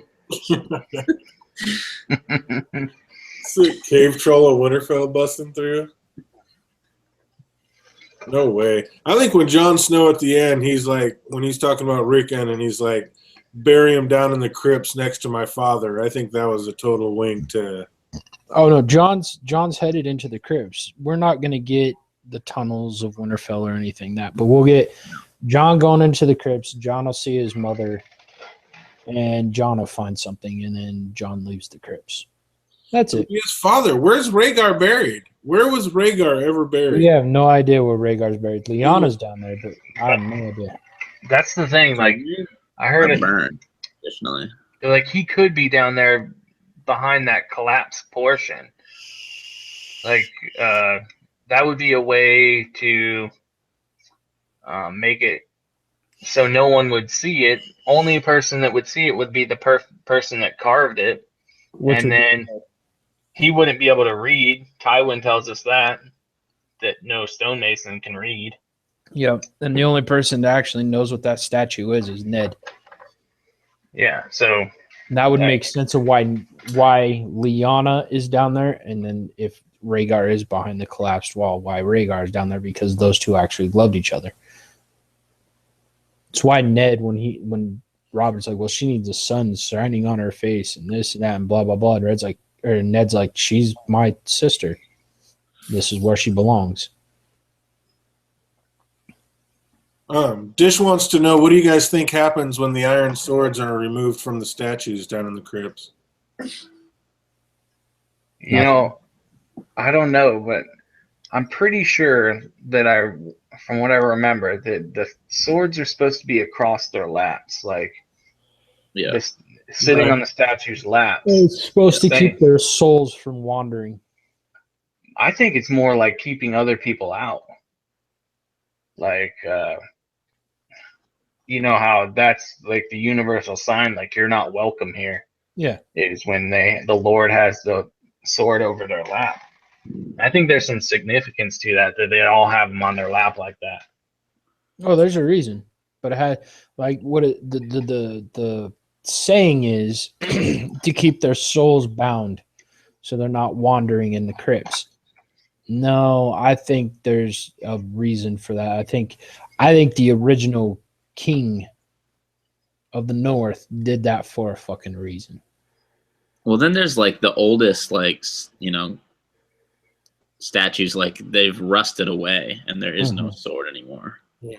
I think the sword is supposed to keep it so, like, when the Night King, if it does come, it can't resurrect those spirits if it has a bronze sword across the lap. Like, the bronze sword will keep him in there so the Night King can't take him over. There's no bones, though. He has to. I don't think he can resurrect just bones. I think they have to have flesh and muscle and all that shit. I don't think that has I saw anything. some pretty bony type characters running through the woods. Okay, well, let's put it this way: if we're on that cap of the story where the swords have to stay across their laps, why does a Stark always have to be in Winterfell? Also, always, not just sometimes, not just maybe. There always has to be a Stark in Winterfell. To keep them from coming there in the first place, to keep the whites north of the wall, or the others I north. don't think the others have anything to do with it. Right. Hopefully, we'll find out the wind's a winner. I don't know. But Go back to your dragon theory. What's that? Go back to your dragon theory. I'm serious. And maybe Why would you have a pool? Why would there be a pool that runs through the walls of Winterfell that keeps it warm in the dead of winter? Because it's on a volcano. I think, I don't know, that always bugs me. Like, we think of the Starks as so badass in the north. Like, they're the only house that has, like, fucking heated walls and shit. When I lived in Colorado, we had heated floors, like induction heating. That shit was awesome. And if I went to anybody's else's house and they just had a wood stove, I'd be like, fuck, it's cold in this bitch. Like, you get in this corner, it's cold over here. And now I look at the Starks, I'm like, well, their walls are heated. They're fucking pussies. They're basically Southerners. You had heated floors, motherfucker. I know. I'm from Florida. I live off a wood stove for years. Loved it too. It just doesn't heat the whole house as well. Well, you can make it heat the whole house. You got to remember, I'm a native and I've lived here my whole life. I know how to do that. I actually like that. I like the cold. It's just, I would just notice the difference. But I always think back to that whenever they talk about like the Starks knowing winter. They're on their southern portion of the north. They got heated walls. They're not that badass in the winter. Not that they're not badass, they're just smarter than the rest of the fucking. Yeah, they said that was the difference between to life. build their house fucking on hot springs. What were you gonna say, DJ? Caitlin said that was the difference between life and death, having the heat, those heated walls in the winter. Plus, like a shitload of fucking people like live in Winterfell during the winter. Like, there's Winter Town or whatever in the books that is like outside Winterfell, and they all come in to like inside the walls, So they can stay warm and not freeze to death. so like half the North are pussies by that logic. Yeah, but hey, Eli, are you gonna live outside of the walls when they're heated when it's negative 25 degrees outside? Fuck no. I'm just saying, like, I wouldn't either. no, I'm not even calling them. I'm just saying, like, most of the North, like a lot of houses even come to Winterfell during the winter because of the hot springs. I would. Like, it's so cold that they have to have them. Not me. Dish just made a comment. She goes, "Look at how JD and Andy are dressed." I'm sitting here in a hoodie. Andy's a fucking t-shirt. Yeah, but he's in Colorado and I'm in North Carolina. I mean, outside it's like 20 degrees right now. And I went to the store like this. People, honestly, people here like ask me all the time, like, aren't you cold? I say, no, the Lord's light keeps me warm. Yeah, people in the South are the real pussies. They Yeah. can't handle the cold. I think it's where you're from. Not like where you're from, but where your family's from. Because my wife, she lived in the snow and stuff growing up, but she hates the cold. And I love the cold. And I grew up in Florida. I don't That's know. true. But my family's from like Northern Europe. Florida has some pretty big swings, though. It's like super cold in the morning and then crazy hot in the afternoon. The air's real wet there. So when it's cold, your like skin's wet. Mm-hmm. That's the difference. It Here doesn't it's really dry. get freezing that much. The air in Colorado is just dry. constantly. Unless a rainstorm comes through, the air is dry here. So I'll give people that live on the coast, like New York, the Carolinas, Florida, Texas, even that, California, when it's 45, 50 degrees outside with a 20-degree wind chill, that's fucking cold because your skin's wet. Yeah. Here, it's 20 degrees outside. It's just 20 degrees outside because it's just a dry air. There's no moisture in it at all. How is Vicinia saying it's minus 29? That must be on a whole different scale right there. That's not Celsius. That's not Fahrenheit. That's Celsius. Unless they're in the northern part of Canada next to the Arctic Circle. Dude, that's where do you live? Like North Dakota? Vicinia, where do you live?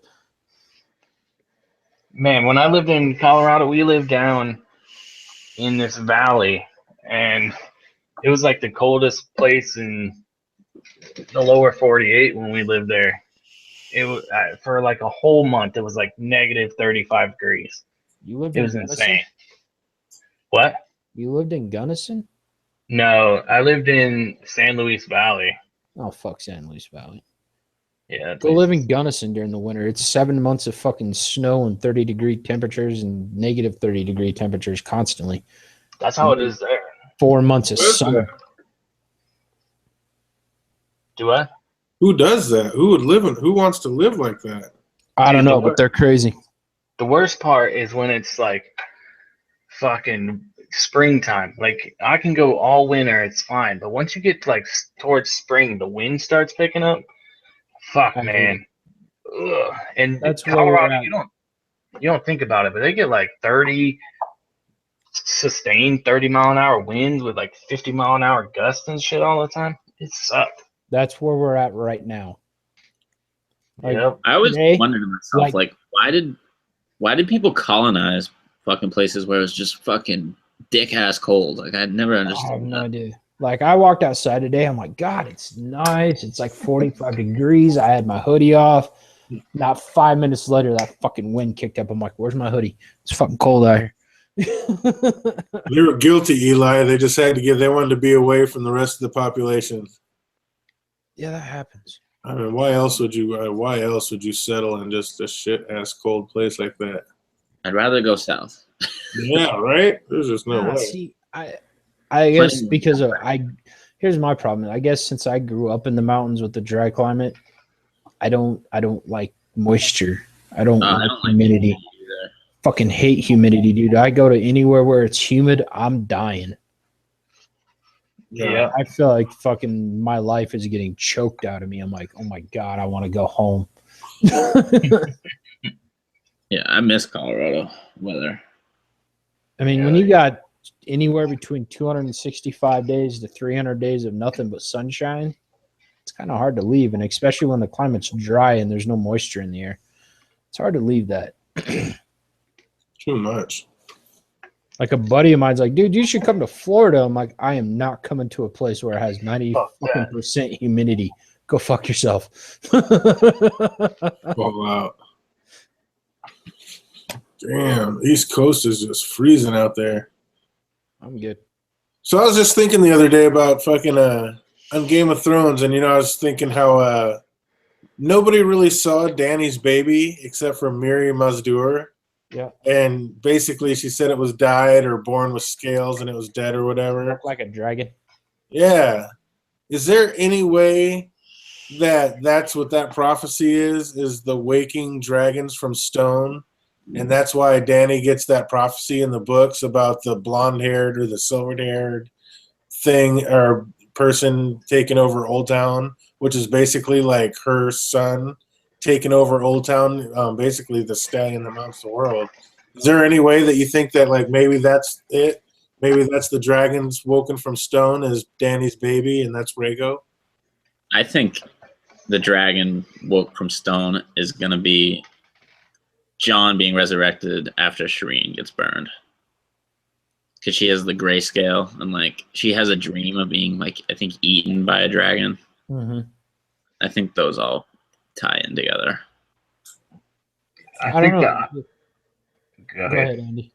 Oh, and Shireen has Targaryen blood and shit. So I think the baby probably wasn't all fucked up looking, but maybe Mary Mazdor like knew that she was gonna wake dragons, and that only death can pay for life. So with all three of them dying, she was able to hatch the eggs, but she knew that had to happen in order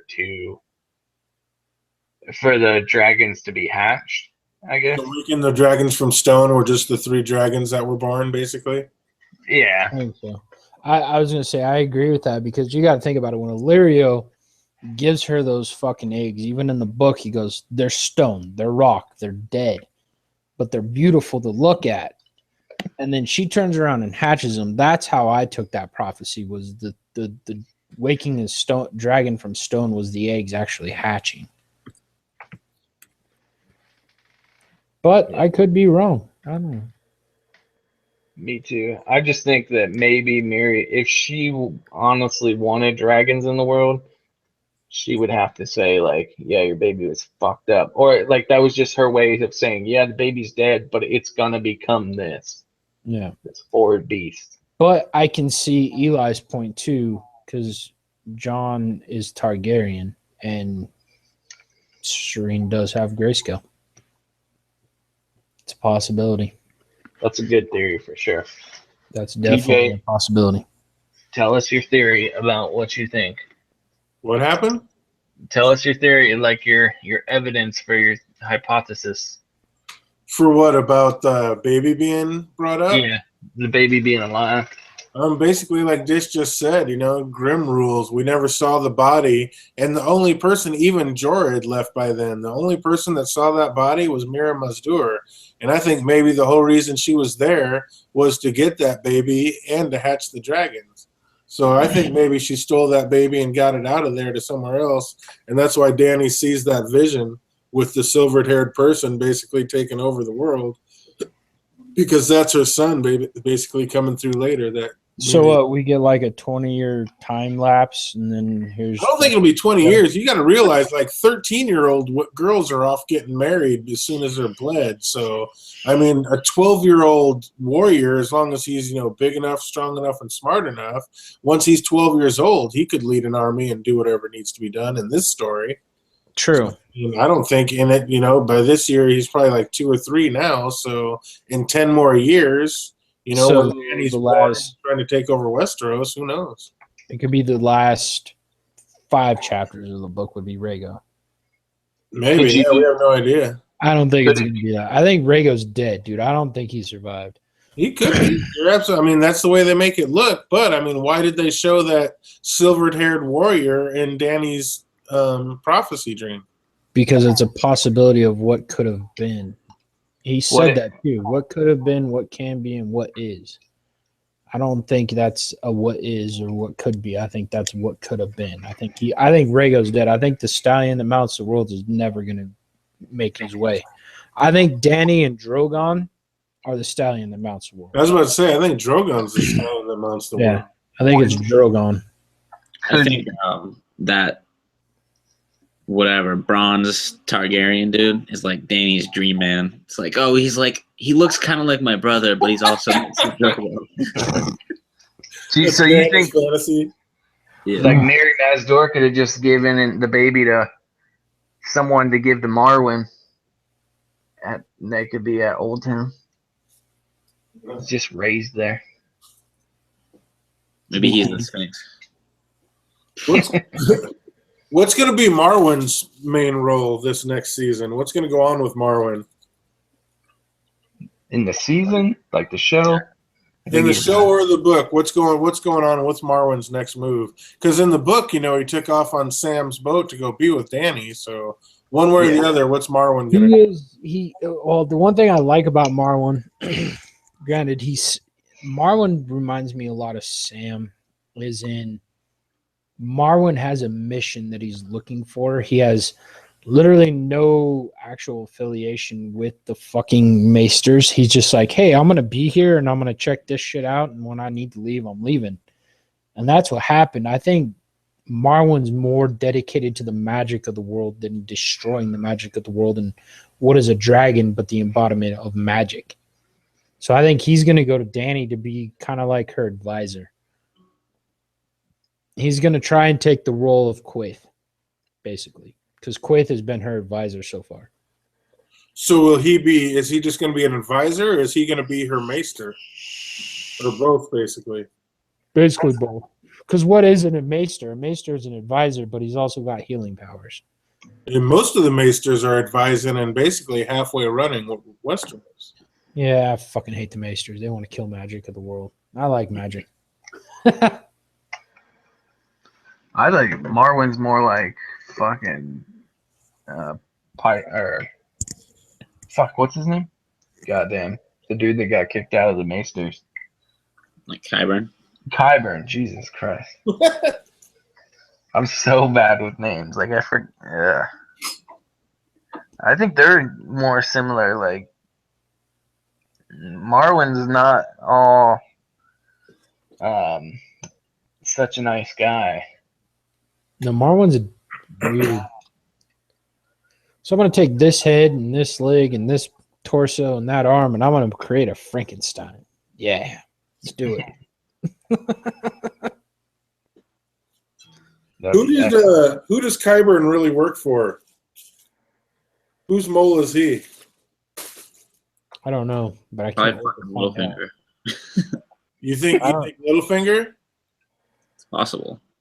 That is definitely possible. I don't know. Everybody could Franken- be Littlefinger's mole. Or maybe, I mean, I know like the popular theory is like Duran. Yeah. That he's like involved with Dorne. Franken Mountain just doesn't seem like either of those two, like Dorne or like Littlefinger. Franken Mountain just seems. Maybe he's like a Euron mole. It seems like more like something fucking Euron would be involved in. It's a possibility, but I don't know. The only thing that throws me off with when it comes to who's he working for is Franken Mountain. Like, who would allow Franken Mountain? None. Yeah. None. Nobody. I don't even think Littlefinger is that fucking screwed up. Euron might, though. Euron might. Euron might be the only one that would He allow might be Franken doing that Mountain. shit. Fucking Franken Mountain. Is there any way that Victorian Greyjoy lives through the Winds of Winter? Yeah. Yeah. You No. think so? He's the only fucking Ironborn I like besides Yasha. I want him to live through winter. I hope That's he- exactly why he can't. Yeah. Damphair's Because you like him, JD. gonna It's die because on you that like fucking mast. Victorian's gonna die. I don't know. him. That was even prophesized was him fucking being on the Damphair. Master of the Silence. Yeah. That was crazy to see come to fruition, though. That chapter, oh my god, so dark and twisted. I loved it. I can't wait for the wins. Fucking George came out not that long ago saying it's gonna be by far the most like the darkest book. Yeah, dude, Winds of Winter is going to be crazy. The weirdest thing about it is it was originally supposed to be titled The Rise of the Wolves, Yeah. and now it's The Winds of Winter. So we know it has a lot to do with the Starks, but Arya is. I thought A Dream for Spring was originally like A Time for Wolves. No, it was The Winds of Winter. Was it? All right. Mhm. Yeah, Times of Wolves. There you go. But dude, Arya is going to be on a killing spree. Bran is still with Blood Raven.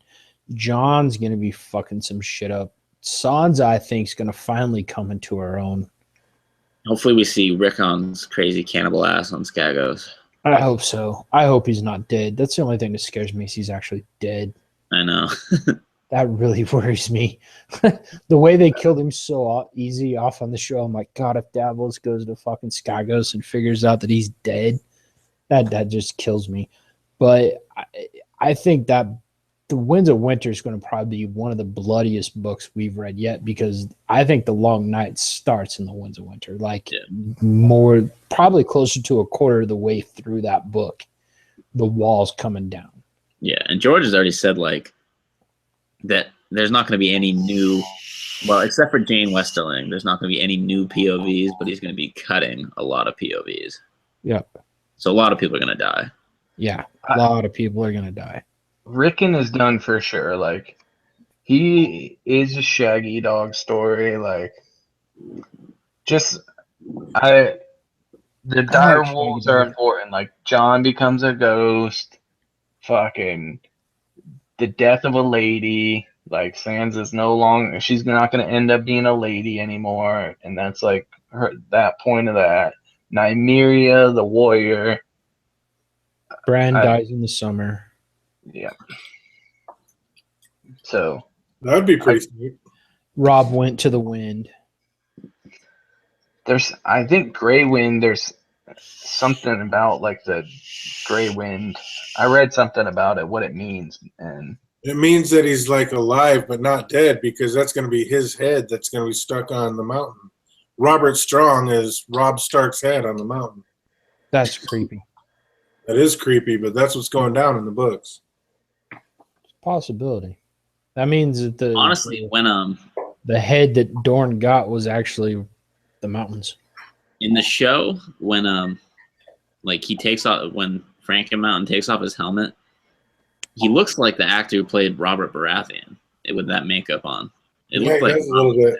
It does, but it's still the same guy. I know it is. I just do you know what really sucks? Man, it would have been badass if they could have kept the mountain the same, because the mountain in season 2 was fucking horrible.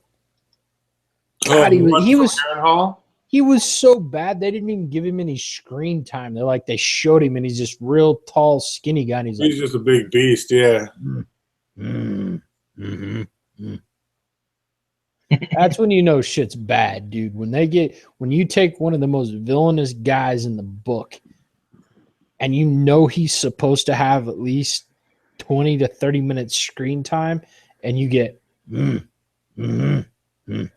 because the dude in season 1 was pretty good for the mountain. Dude in season 1's pretty good, and then the dude that's been playing the mountain since is fucking good. But the guy that was in season 2 was horrible. Yeah, he was awful. That's the same guy who was skinny. like. I'm not saying he wasn't he was probably big enough, like muscular wise, but he was too skinny. He wasn't like bulky enough. He wasn't the mountain. He wasn't fucking swole. I mean, the mountain is definitely identified as jacked out of his fucking mind. He is road rage 101. He's like a fucking bodybuilder. Yeah. But he is massively, he's just like massive. a psychotic bodybuilder who fucking lifts like human bodies as dumbbells.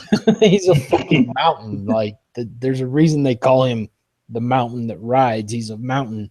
And I saw that guy in season 2 and I'm like, what the hell is I didn't even realize that was the mountain until like me either. Like a while later. Yeah, I didn't either. When they showed it, I'm like, huh. Kept watching it. Then I went back and watched something on YouTube. I can't remember if it was Emergency Awesome or somebody else. Like, that was the mountain. I'm like, huh? You're like, what? No. Then back in the day when I smoked a lot of weirwood too, I'm like, no. So I had to get really stoned and watched it again, and he's just like, Yeah. I'm like, yeah, it's like 2 lines. Fucking old. Fucking that was his lines too. Yeah. Who am I fighting? I like the guy from season 1, and I like the guy now. They fit the profile of the mountain. They're big, they're stocky, he's a big guy. Done perfect, but that guy in season 2 is just junk.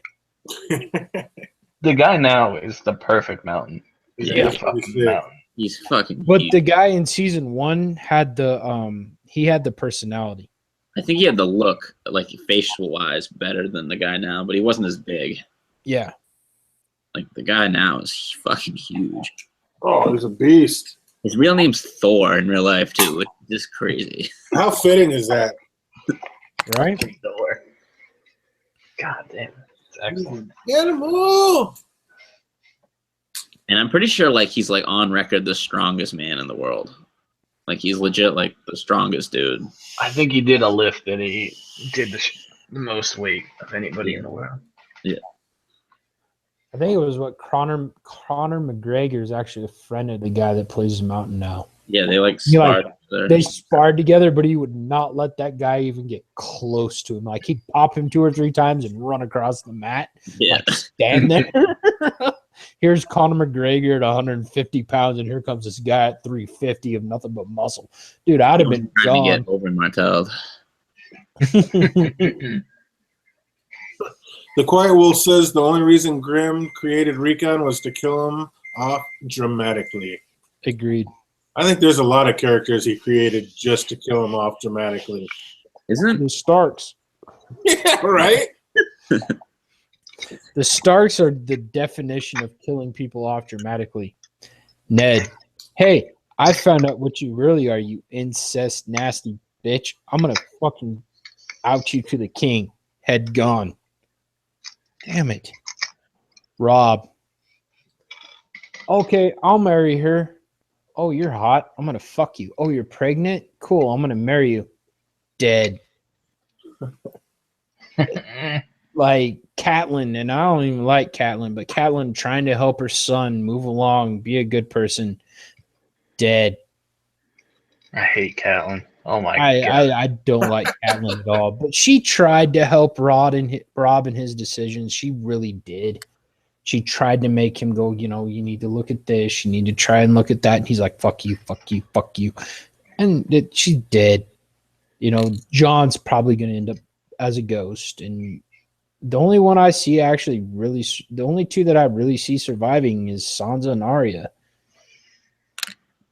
I don't see Bran living. I don't see Rickon living. They are the embodiment of dying family. They're done. The Lannisters are another one.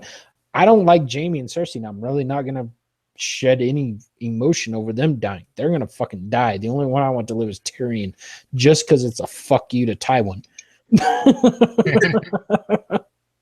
And I like Tywin. I just don't like how he treated Tyrion. Like, you're a dwarf. You're not mine. Fuck you. You're disgusting. You fuck hookers. Fuck you. What do you were just fucking a hooker. I just choked her out in your bed. Really?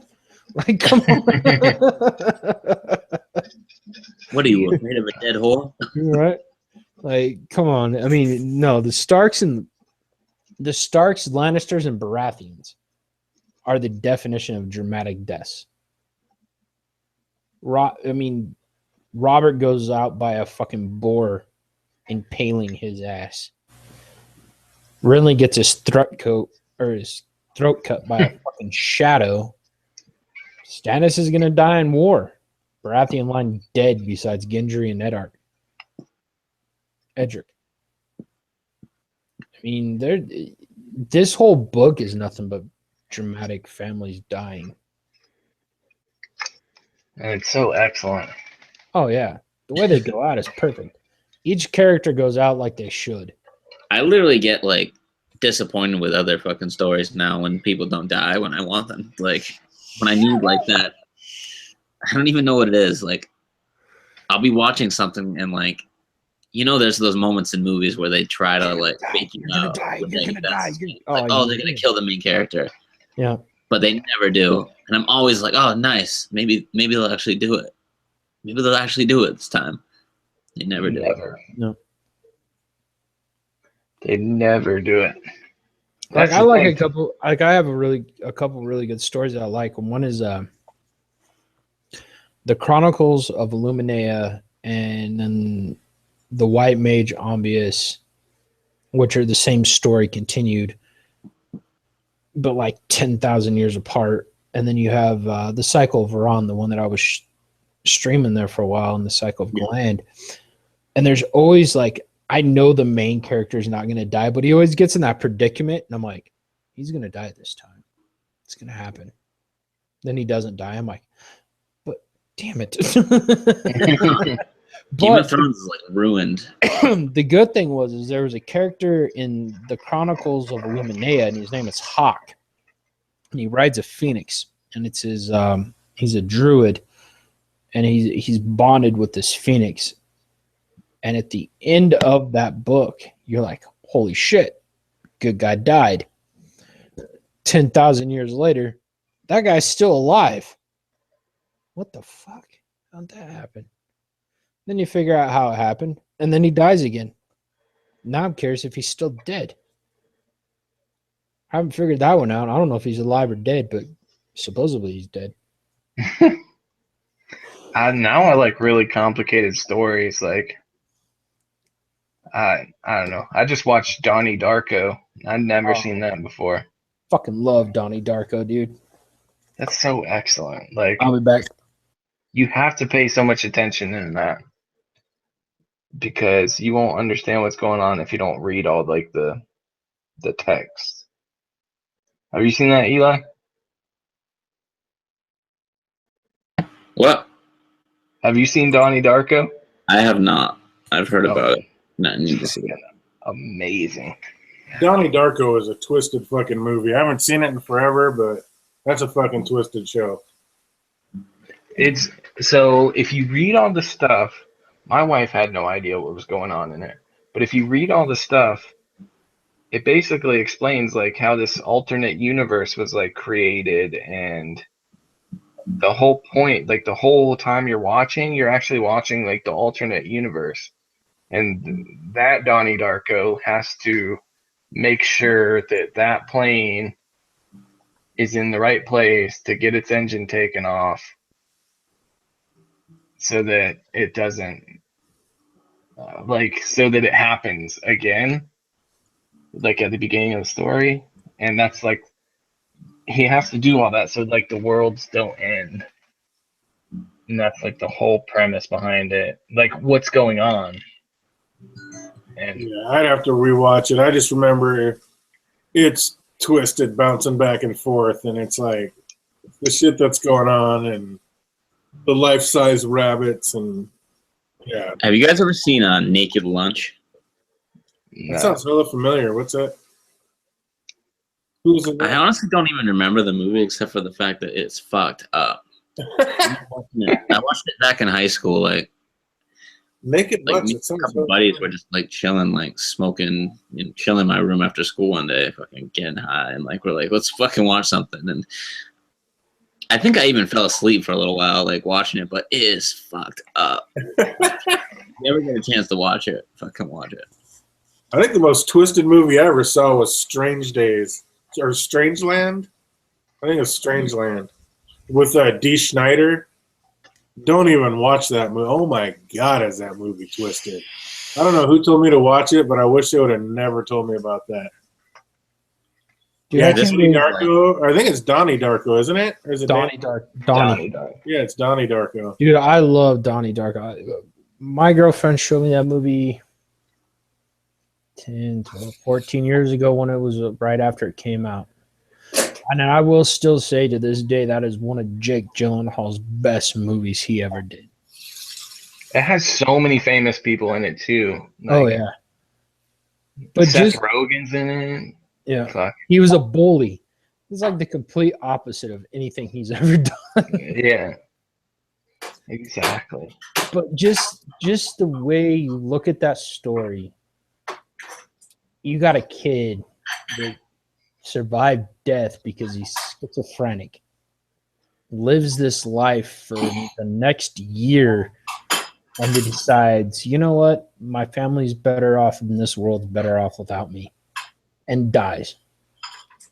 You know, it was Well, weird. it has. So you have to like. That's how it seems if you Mm, watch it the first time, or without like reading the books that the lady writes. You have to read it like all the sections it gives you, and it kind of explains that that's not the actual real Donnie Darko that we're watching the whole time. oh, I know. It's like a created universe, and his whole purpose, what Frank is trying to get him to do, is basically every action and every scene in that whole movie is kind of leading the characters in a way so that it meets up perfect because he has to get like that. Yeah, he has to The make plane, that decision. he has to make that plane engine be in that spot, or the world's gonna end. Like a black hole's gonna be created and suck in both the worlds. Like when he's sitting up on the canyon and he's watching all the tornadoes and shit. Yeah. The one I will say this: don't watch Samantha Darko. I don't know what that is. It's the second. It's his baby sister, the little girl, the one that Mhm. that's on the dance team and shit. She, They made another one. It's called Samantha Darko, and she plays the Frank version of everything. Horrible. Don't watch it.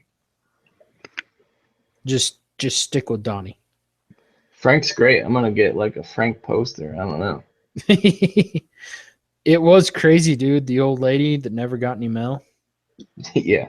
I just thought I get so much shit mail. How does she never get mail? I don't know, but she was there every day of her life. Crazy as fuck, waiting for that letter from somebody. Yeah. It's so good. It's excellent. No, that was probably one of the best written as far as like coming off a novel book that has ever been created. Dish said she just Googled it and she's traumatized. Oh yeah, she probably got that picture of Frank. Oh, dude. Dish, watch the movie. Welcome back, David. You know, I'm about to hit that whirlwind myself. I'm about to have some technical difficulties. What's up? T-Baby just hit the chat. What's up? We're night owls around here, T-Baby. Welcome. Yeah. Fucking don't sleep. Cue it in 3, 2, 1. T-Baby is about to call me Eli Nares. Dish already hit you once. So did I know, I'm pretty sure T came up with it, though. I think she did too. Why are you all up? Why are we up? Because I still have a half a beer still to drink. Because we all had to agree that Tywin Lannister is an absolute superstar. Yeah, I just wanted to get together and talk about it. I like Tywin. Oh, I like Tywin's Tywin. dope. We need to get T-Baby on here because she hates that man, and I don't understand it. The only Lannisters I don't like are Cersei and Jaime. I don't even not like Baby Jaime. loves Jamie. She just loves him. I know it. Oh, If no. I have to rank the Lannisters, it's like Tyrion, Jaime, Tywin, then Cersei. Mine goes probably Tyrion, Tywin, and then third place is a tie for Jaime and Cersei, and they both can die. Yeah. What's wrong with Jaime? Now I'm He fucked his sister, and he tried to kill a boy because he was fucking his sister, and he got caught. yeah, but that's like And then he raped his things sister. you do for love. That's the best part is he rapes his sister. Things you do for gross. He said that's the best sister. part. It's his sister. That's so messed up. Dude. Well, That's the best part. I mean, not like rape is good, but what I'm saying is like, fuck, man, I hate Cersei. Like, I hate Cersei, and it's like somehow in my brain, like justice, she has to get raped at her son's funeral By thing. her brother? Whatever. No. He finally showed his dominance there. He's like, fuck you. This is my one time to be dominant over you. Gross. I can't do it, dude. The twincest thing just from the very beginning when I read that, like everybody's like, but Jaime's on a redemption arc. I'm like, he fucked his sister in the first book and he pushed the kid out the window because of it. I don't care what you say. Wrong. It's wrong. That's why I hate all the Targaryens. There's no way that no, they're not. They're fucking all Lannisters. All three of them are fucking Lannisters. No, I mean that. The reason I hate all the Targaryens is the same reason you hate Jaime and Cersei. Yeah, I'm not a Targaryen fan either. Yeah. Like I'm not. I really at this point in time, the only person two people I'm actually a fan of. I just like Tyrion because Tyrion cracks me up. He's fucking funny. I laugh my ass off almost in every chapter that Tyrion has. And then Sam. I like Sam. I generally just like Sam. But other than that, I don't care. But the twincest, I don't care what Jaime Lannister does anymore. From the very beginning of the book, when that happened, it was done. But everybody's like, but he's changed so. It does not matter.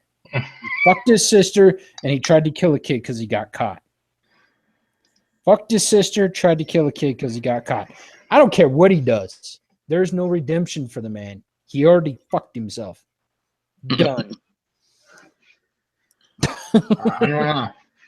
I don't know. You know, the way I see it, like I agree that you can't help who you love. That's weird, I understand. But that's how I explain my wife and me. Like, there's no possible reason that we should be together, except you just can't help who you love. So I have that frame of mind. Yeah, So but it's not your sister. I know, but it doesn't matter. It does matter. It's not. Unless you're not telling us something, Andy. What? Sorry. And you didn't try to kill a kid because they caught you. I would kill a kid for my wife, though. Yeah, no, I couldn't do that. You trying to keep it real? Like, if my wife needed me to kill a kid, I would. Or if it was to protect my daughter, I'd kill a kid. That's how you really have to look at it, is he's protecting his kids. He is. I don't care. No. And not even just protecting his kids, he's protecting the kingdom. He's protecting their right as royalty and their succession. If any of that got out, I mean, they lose everything. Good. They deserve it. Well, maybe they do, but I mean, he was willing to stop that from happening No, at any cost, don't care. like throwing a kid out a window. No, still don't care. And as far as the sister thing, I mean, we got taught early in this story. I still give about this many fucks. Kings and queens and royalty, that's what they do. You guys can sit here. Y'all can sit here. Well, he was protecting his family. Hide. He fell in love with Brienne, and he killed. I don't care. He's still zero fucks given. Dead.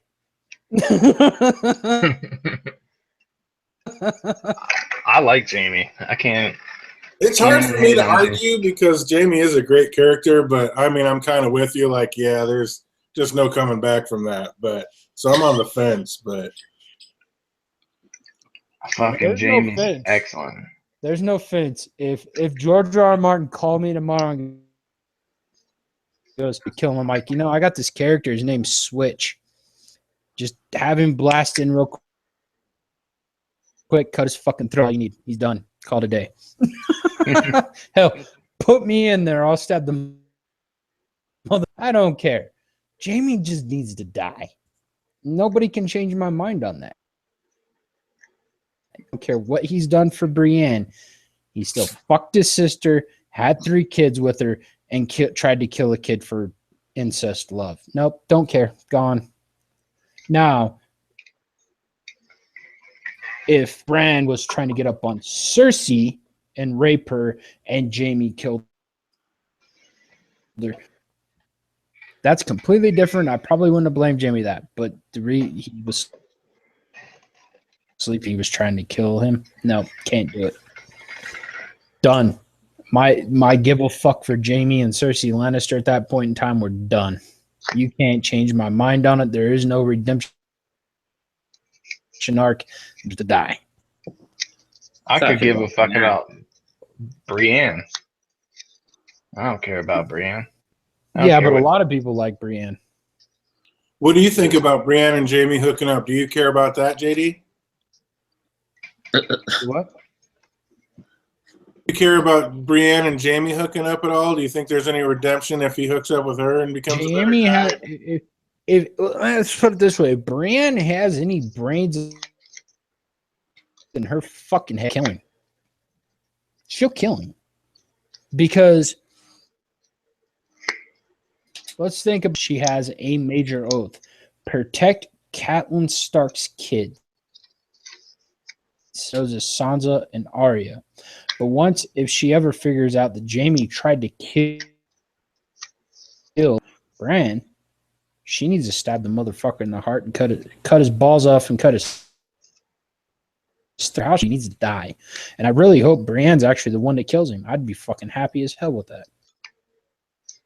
Do you think there's any way that happens, though? Let's put it that way. What's that? You cut out. Let's put it that way. I hope she does. I hope it happen. Do I see it happening? Yes. I don't know. She will. Bear It would Pit, be Bear cool. rips his ass apart. It would be cool if she did. I don't know that she will, but maybe since so many people are starting to like Jamie, he will have him killed off. So that's a positive you can look at, JD, is that people Here's are my starting to problem. like him. But here's my problem with Brienne is a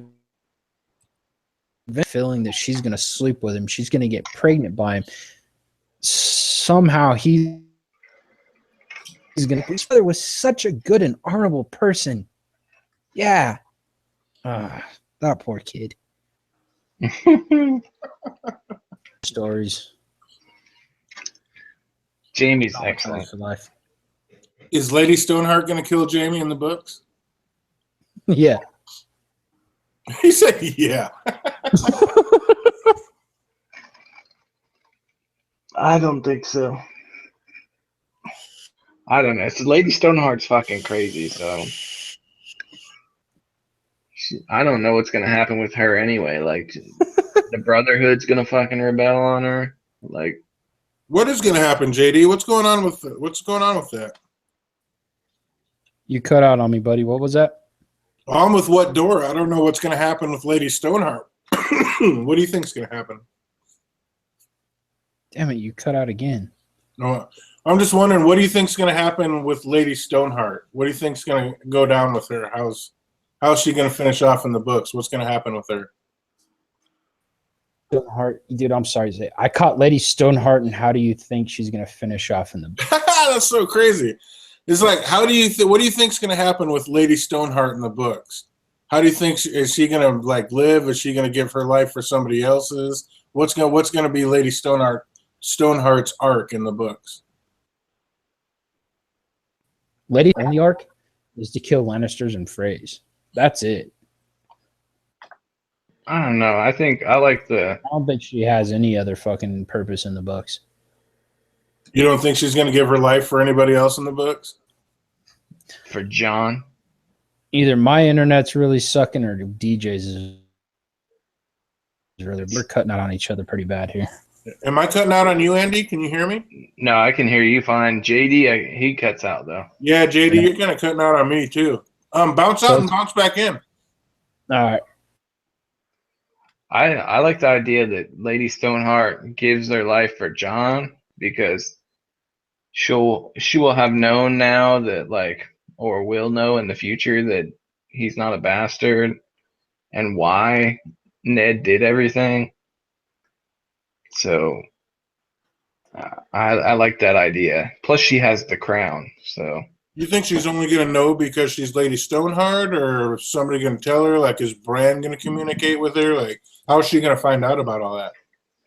Well, from the guys like Howland Reed, maybe. I don't know. She's going to find out, I'm sure. Maybe Bran. But I don't know. I don't even know if she'd feel softer towards him because of it. She might still resent him just as much. But my optimist in me believes that the Brotherhood's gonna find out somehow, or like something to do with Howland Reed. She's gonna figure out from there. But I don't know. I think the Brotherhood's gonna rebel on her because they started out for the people, not just to like fucking kill everybody. And yeah, she's like straight revenge, and that's it. Yeah. But Barrett gave his life for her, so now she's the head of it. So, I mean, they kind of have to follow her lead, right? No, they don't have to. Who do you think would be the one to start the rebellion? I mean, is somebody else who's going to take over?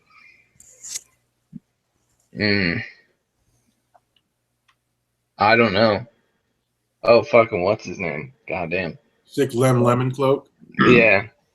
or Thomas Seven Strings, or Could be Thoros. Well, no, Thoros is all about the Red God, so Thoros. I mean, you never know. Well, Thoros, they're the really thing is, all devoted to the Red God. They won't rebel against her because she was brought back technically by the Red God. yeah, that's why Thoros won.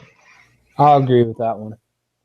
All right. Sorry. All right, DJ. Hopefully my internet's fixed. What were you trying to ask me? I was trying to ask you what you think Lady Stoneheart's arc's going to be in the story. Where's she going to go? What's she going to do? Is she going to give her life for somebody else? Like, what's going to be the Lady Stoneheart story? Lady Stoneheart story. I'll agree with Eli on this one. I think the Brotherhood of Banners has gotten to the point now where they believe in the Red God completely because they seen what's his name? Fucking I can't even think of his name right now. Barrick. There you go, Barrick. Saw Barrick get brought back so many times that they become true believers, and for him to give the kiss of life to Catelyn Stark, to Lady Stoneheart, I don't see him betraying her. So basically, at this point in time, it's whatever she feels needs to happen. I think now that she has Brienne and Brienne's being strung up, I think Lady Stoneheart's next thing to her is you will bring me Jaime Lannister. So she's going to go try and find Jaime Lannister. And one, either unfortunately they run off together because Brienne's a stupid cunt, or two, she's a smart one and she brings him back to Lady Stoneheart, and Catelyn gets to fucking hang his ass, and I would be extremely happy with that situation. Isn't that what's already happening, though? Didn't she already give him the letter, and isn't he already on his way to go meet? No. The last thing I remember reading was she was strung up on a rope. I don't remember her ever going past that. Maybe it's been a long time since I've listened to the books. I remember she said the sword of the rope, and they're hanging her up, and they said sword of the rope, and she like gasped out the sword, right? And then I thought in like a prologue or something, we see her giving a message to Jaime to come, or somebody's giving Jaime a message. That was Cersei. That was Cersei for the fucking trial. Was the letter to Jaime? No, DJ's right. Huh? The last we see of Jaime, I think one of his men brings a message from Brienne saying to meet him in the woods, come alone, or some bullshit. Yeah, and he did. He ended up going there alone. Yeah. Yeah. Okay. Well, he's dead then. He might be. If he's going there, I mean, chances are real good. He's dead. Good. Yeah, I got all I got for the about fucking time. She's gonna be really happy when Arya cuts Walder Frey's throat. And then she's gonna try and kill the rest of the Freys off. And then I think her story arc after that's gonna be fighting the Long Night, and probably ended up dying. I think she's gonna die in that battle. I don't think she makes it out of it. I think she dies. You think Lady Stoneheart actually fights? No, she ain't gonna fight it. They're gonna find her. I think they just find her and kill her. Huh. Because she can't move that well. She can't speak. Basically stuck in that fucking cave. So no, I think what happens is the White Walkers make it to that situation and find that cave and just cut through the fucking Brotherhood and kill her. I think she's going to be one that dies quickly when that battle happens because she can't move. And they don't give a fuck what she has to say. You don't think she gives her? You don't think she gives a kiss of life to some other character in this story? Nope.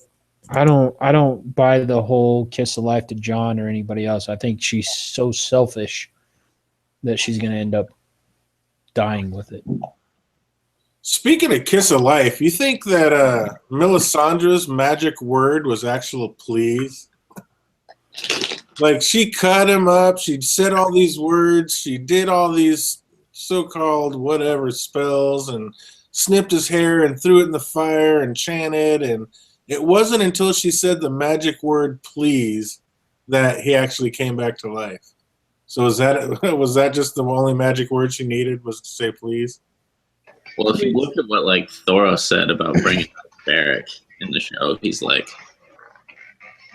I can't remember exactly what he says, but he's like, I knelt down next to his body and said the only words that I, knew, and because I just wanted my friend back or something like that. Yeah, he begged him to bring his friend back.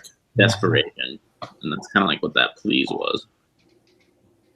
Yeah, maybe that's it. I just thought that was funny. It's like the last thing I remember her saying was "please."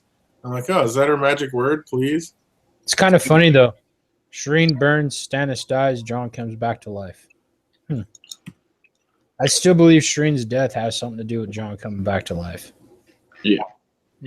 But I think Melisandre is going to be fucking selfish about it and want Stannis, and it's going to end up being Jon.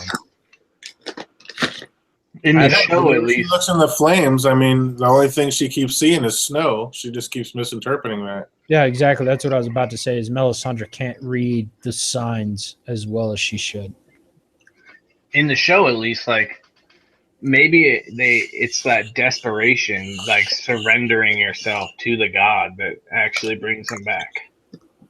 That's a good Like- possibility. That's what I'm kind of Probably, yeah, as I say, begging. Be the same thing in the books, though. I mean, you got to think about it. If it goes down like I'm talking about in the books, if Stannis dies at the Battle of Winterfell, Melisandre is going to freak out because she's in love with Stannis. So she's going to burn Shireen. Jon's already dead. And instead of asking for Stannis to be brought back to life, she's going to ask for Azor Ahai to be brought back to life. And that's when Jon is awoke. Maybe. It's a good theory. That would be a clever way to do it, too. Except, I don't know. You think they're going to admit that he's Azor Ahai before the last book? That'd be the tough sell, though. Have to if you can fucking light the goddamn sword on fire. Yeah, but if let's say the last book is about, like, Battle for the Dawn, fucking can't say that he's Azor Ahai in this book because then he has plot armor. The only way we'd know about if he's Azor Ahai is through Melisandre. Nobody else will know who he is besides us. Yeah, but we're the important people. We're the one reading the story. That's what I'm saying. You gotta realize one thing, and this is one thing I've learned with writing my own story. George isn't writing this story for us. George is writing this story for himself. We just find it entertaining. So he wants to admit Melisandre goes, hey, I want Azor Ahai back, and Jon's resurrected. Jon's going to get resurrected as Azor Ahai. Doesn't matter. It might be his plot armor for however long, but you got to realize Azor Ahai went on a very, very, very long trip to find the Night's King, beg for peace, losing every person in his goddamn caravan, including himself, before the pact was done. So Jon can still die very easily. He didn't survive the long night. He just ended the long night. Yeah, but I guess I'm just saying, like, George likes that surprise, so I just wouldn't think that he would do that. There's another thing George said. History repeats itself. Think about that one. History repeats itself. And if you think about the history before this, everything that's happened back in the Age of Heroes. Could be. Well, I mean, a lot of it has. Yeah. I know that. Yeah. I don't know. I just don't like the two books, and maybe it's because of I'm sticking to there's 3 books, and I just wouldn't think if there's 2 extra books after that we're gonna know that Jon's gonna survive until like the last book. But that's my own thing. I just feel like there's too much shit to wrap up. them again.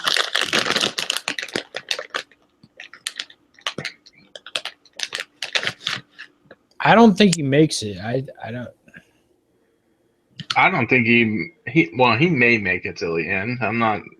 No, Sure. I don't think he makes it to the end. I think he gets resurrected. He fights the battle. He talks the Night's King into fucking having a pact. He dies in that situation. Game over. They figure it out. You don't think the Night's King will bring him back? Why was the Night's King staring at him and like so intrigued by him when he saw him face to face? That's in the show. That hasn't happened in the book. Well, we haven't even seen any of that in the show. But what if it? I mean, in the books. But what if it does go down like that? At this point in time, when it comes to the show, I'm going to tell you right now, the way the show's has showed it, Jon's Azor Ahai. The Night's King knows it. That's his arch nemesis. That's the guy he has to beat to take over everything. He knows it. That's why he stood on the fucking dock like he did and raised his hands and goes, "Come at me. I'm standing right here." Or like, look at all this. This could all be yours. We're on the same team. What are you tripping about? No. Night's King kills him. I guarantee it. Night's King is going to take him. You think he's taking down Jon Snow? Whoops. Yeah. I don't think Jon Snow makes it to the end of this shit. I think he dies. At one point in time I did, but he's the main character. That's tough. Dude. So, every main character of every book has been killed off. Your point is what? I never looked that much into like the Night's King looking at him like that. I thought he looked at him like that because he's like, what the fuck? He just killed one of my White Walkers. No, that's another. Or whatever. Okay, when you... Another. Let's point this... I'll point it out to you. The guys... Oh, I know. Yeah, the guys that were up on the hillside, there was 5 of them, including the Night's King. He sent one down to fight Jon Snow. Jon Snow beat him. So when he looked at Jon Snow, yeah, he goes, and your point is, and he raised the dead, but also in the end of this situation, you got to face me. I am the beginning of all and the end of all. To beat this, you have to beat me. I don't think Jon can beat him. I think Jon dies trying to fight him. I see what you're saying, but I just got more of a like, dude, we're on the same team. We're the same name. You're my blood. Don't fight me. You know, this could all be yours. It's like, you need to be on my team. I don't think so. One more thing we'll find out and when's the winner. What about you, Eli? What do you think about doing Night's King? Is he evil? Is he a Stark? Is he on Jon's side? Does he hate Jon? What's up with him? I think the show has made him more important than he'll be in the books. I agree. I don't think we actually see him fight in the books. Yeah, I don't think. Honestly, like in the books, I don't even know that we see a fucking huge battle for the Dawn. Like knowing George, like I don't know. We probably will, but it's so hard to predict. Unfortunately, and even George realizes this, to gain peace, there has to be war. Yeah. Unfortunately, one side has to be devastated to the point where they go, okay, my opinion at this point in time doesn't matter. I have to submit. And that's what's going to happen. And that's a problem. Like, it really is. That's a problem with the world we live in today. It's a problem that's been forever. People have such a strong opinion. They get such a big following. It's beat me into submission or I'm going to beat you into submission. That's what George is writing. George can say, I'm anti-war all he wants to. Unfortunately, the only problem with that is peace only comes through the bigger gun, the badder person, the one that's willing to push the farthest. Night's King can raise the dead. Of course he's going to push the farthest. Pennyman says he was looking at him like, I sure hope he doesn't tell anybody about our kryptonite. Like, he's just kind of shocked about knowing that Jon has Valyrian steel and doesn't want to have to deal with any more of that than he needs to. That's not the first time Jon's seen it, or the Night's King's seen it. If this is the Night's King of the original Night's King, It's not the first time he's seen it. No. Do you think this is the same Night's King or a different one? Because didn't you think of that? It's just okay. No, in the books, it's a title. In the show, it's the original Night's King. You get what I'm saying? In the show, the guy we see that the children show the fucking ice spike into his heart, that's the Night's King. All the way through. Doesn't change. In the books, I'll agree with George that the Night's King probably didn't live any longer than Bran the Builder or the Lannister. Something clever. Lan the Clever. Mm-hmm. He didn't live any longer than them. So in the books, the Night's King is a title. In the show, the Night's King is the Night's King. He is the same person. He's lived for this fucking long. That's where the show and the books are two totally different fucking entities. Right. I was saying in the last stream that I think, you know how old Nan always seems to be right with all the shit she's saying? And I was saying, like, how she's always getting all the Brandons mixed up. And she, gets this brand mixed up with Bran the Builder, mixed up with another Brandon Stark. I'm thinking maybe she's not getting them mixed up. Maybe she realizes that Bran's actually a Time Walker. And that she knows that that's the same Brandon going all throughout time. What do you think about that? No. No. Yeah, Nan no. gets it wrong, though. Nan knows all. She's always right. So why is it that one thing that she always gets mixed up and messed up? Because how many Brandons have been in the Starks? 5, 6? She's seen 3 or 4 of them. Excuse me. Not hard to mix up that many people when you're telling stories over 60, 70 years.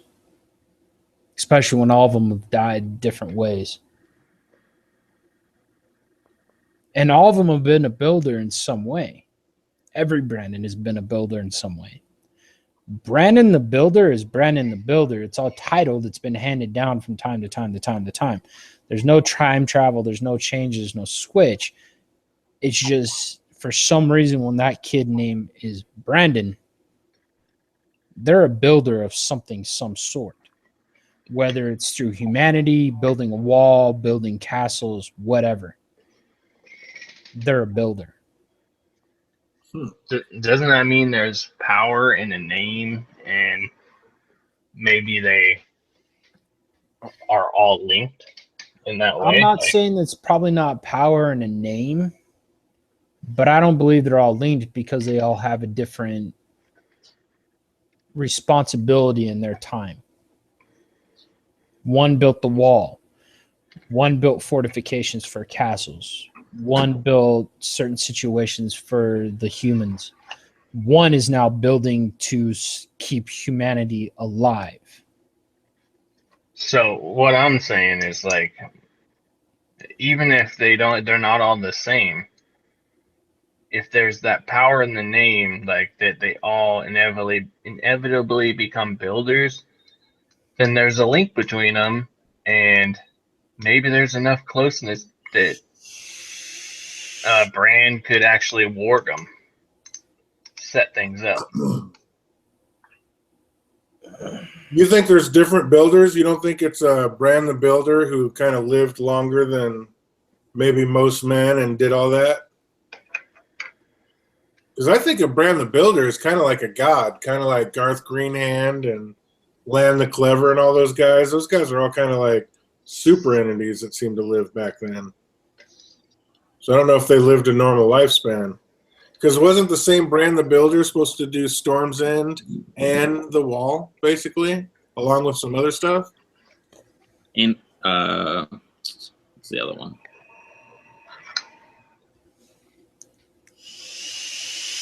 Can't remember. I gotta get out of here, guys. Right on, Eli, man. Take it easy. I know it's getting late out there. Have a good one. Yeah. We'll talk to you soon, bro. All right. Take it easy, guys. Peace I'm out. gonna grab one more beer. Right on. Yeah, I just cracked one too. What's up? I said much love, chat. Take care, buddy. We'll talk to you in the next one. All right. Peace out. Pennyman wants to know, is the oily black stone going to come into play? I've been hearing so much about this oily black stone lately. That's What's the- Eli's, and he just topped off. He's all about that oily black stone. Because isn't the Tower of the Citadel is built on it too, right? Yeah. And then Eli thinks that the actual wall is built on top of it. So that's. Are we talking about this oily rock? Yeah. Dude, the Seastone chair is built out of that The shit. Seastone chair is built out of it as well. Yep. I think there's a power when it comes to that rock. I think it's got some magical properties of its own. Oh, for sure. But what are they going to use it for? I don't know, but I think it's going to end up playing a part in the battle for the Dawn. I really do. You think? I think it's something that has to do with dragon glass itself. You think it's made out of dragon's glass, or it's part of dragon's glass, or that's what? I don't think it's made out of dragon glass. I think dragon glass is made out of it. That's pretty cool. Don't they mine dragon glass right there in Dragonstone though? So No, they don't mine dragon glass. Dragon glass is just there. Dragon glass is volcanic rock, basically. Yep. That's all dragon glass is you go up in, somewhere where there used to be a volcano and you find a rock with a bunch of holes in it. That's obsidian.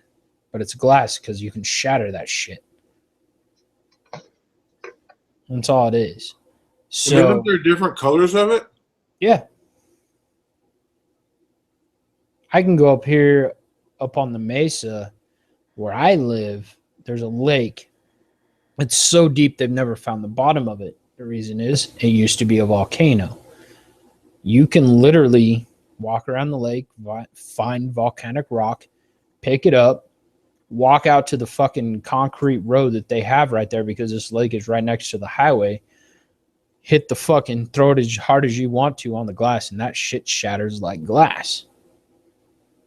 It's obsidian.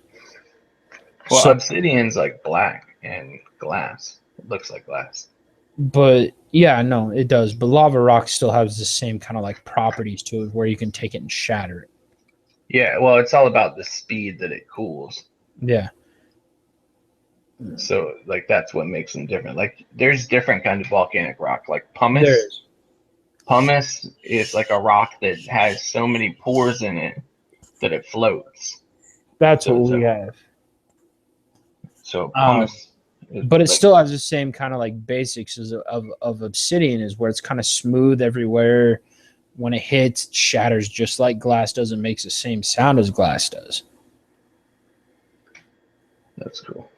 Yeah, I like pumice, but the one thing that catches my eye is I think this black stone is sitting around a volcanic rock. So when a volcano explodes, you get dragon glass. yeah, like that's where it would form naturally. But I assume that it became called dragon glass because dragons could actually make it by melting the stone as well. Just like a volcano. Since it's not dragons where the Targaryens were, it would seem reasonable that that's how it got there.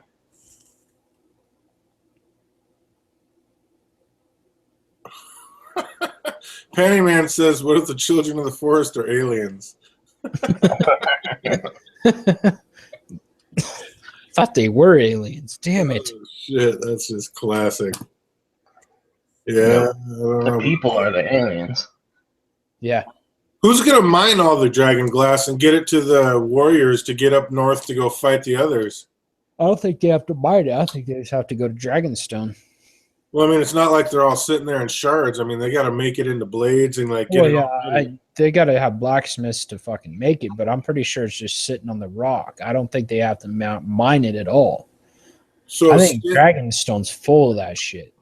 yeah, but if Stannis is dead, I'm saying, how are they going to know about it, and who are they going to send back to get it to start? Davos, Melisandre, Patchface, everybody that's been to Dragonstone. I can see Patchface sitting there in front of John. Go to my island, my lord. My island, my lord. I know. You must go to Dragon Store. I know. There's glass there, my lord. There's glass. I'm just saying, I mean, that's going to be a pretty big overtaking. I mean, somebody's going to have to figure that out. And I mean, there's going to have to be shiploads of that shit sent out. So, I mean, that's a pretty big undertaking. I wonder who's going to. I think most of it, I guarantee 90% of that fucking glass, when they do figure it out, gets made into arrow tips. Yeah, because who wants to get close to that shit? Yeah, it's going to be all tips. That makes sense. They're going to make a bunch of arrowheads out of it, and they're going to have people sitting on the wall firing that shit. So is there going to be like a new Raven's Teeth Brigade that comes out? Possibility. See, someone had like a brilliant idea that they could just like take all the dragon glass, grind it up into powder, and then have Dany just drop that shit over top of them, and then like the others would just breathe it in, and it would kill them. I don't think it would work like that. Yeah, they would breathe it in. It would go into their lungs. But did the dead breathe? I don't know. I have to assume so. I thought they had to stab them. Yeah, why would they need to breathe? They're dead. Yeah, I think they have to actually stab them with that shit.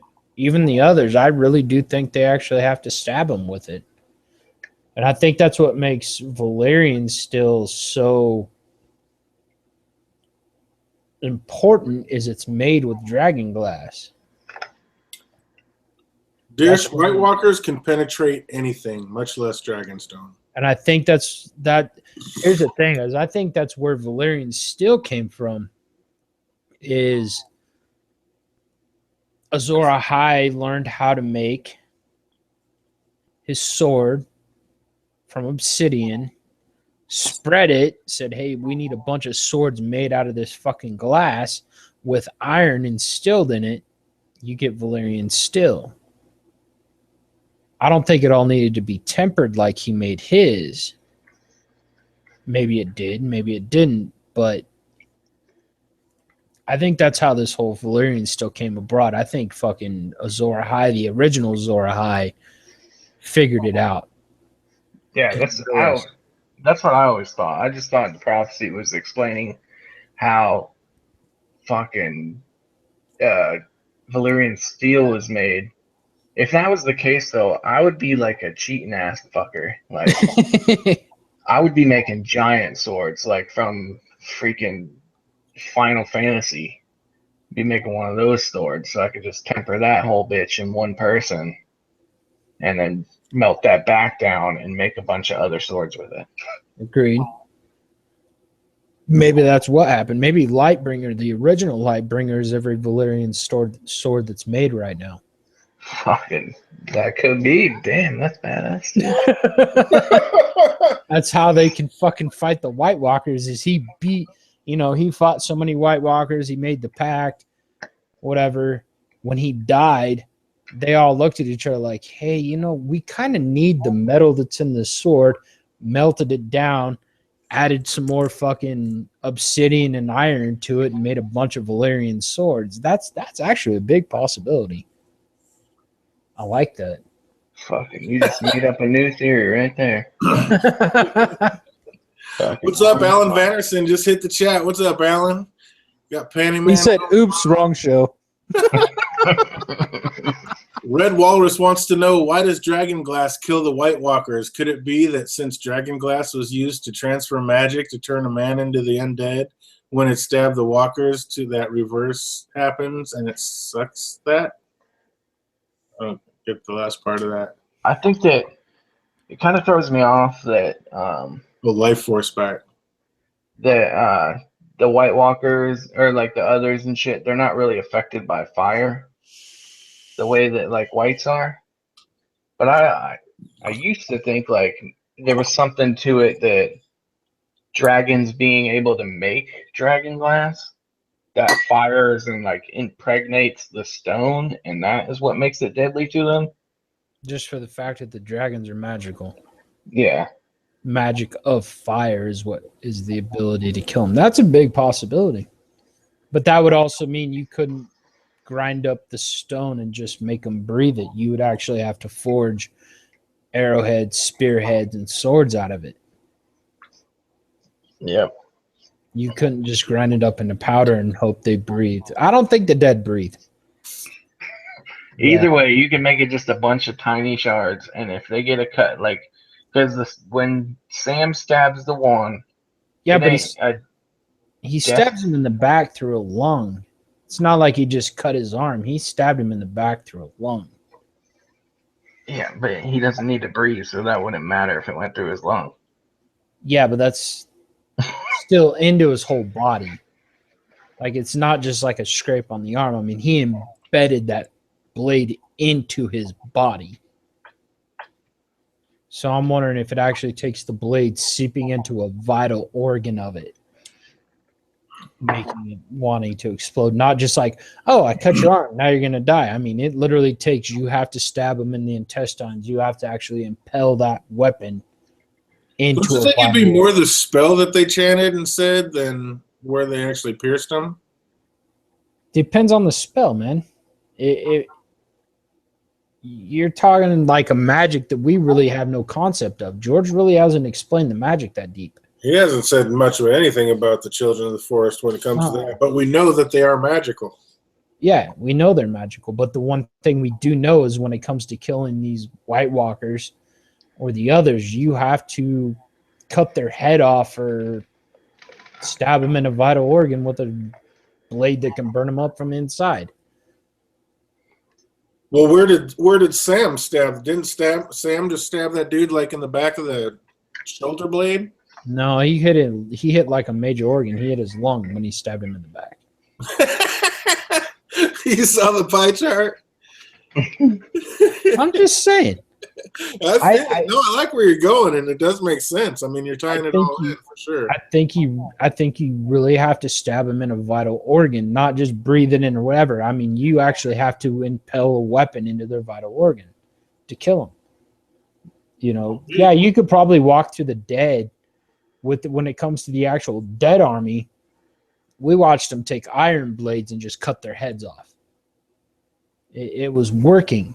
But when it came to actually fighting the John went up against, it took his Valyrian steel blade and him actually cutting his head off to kill the guy. So with Sam, I think it's the same concept. He got behind him, he stuck the blade in his fucking back, right into a vital organ. He shot it up. I think if Sam would have just scratched his arm, nothing would have happened.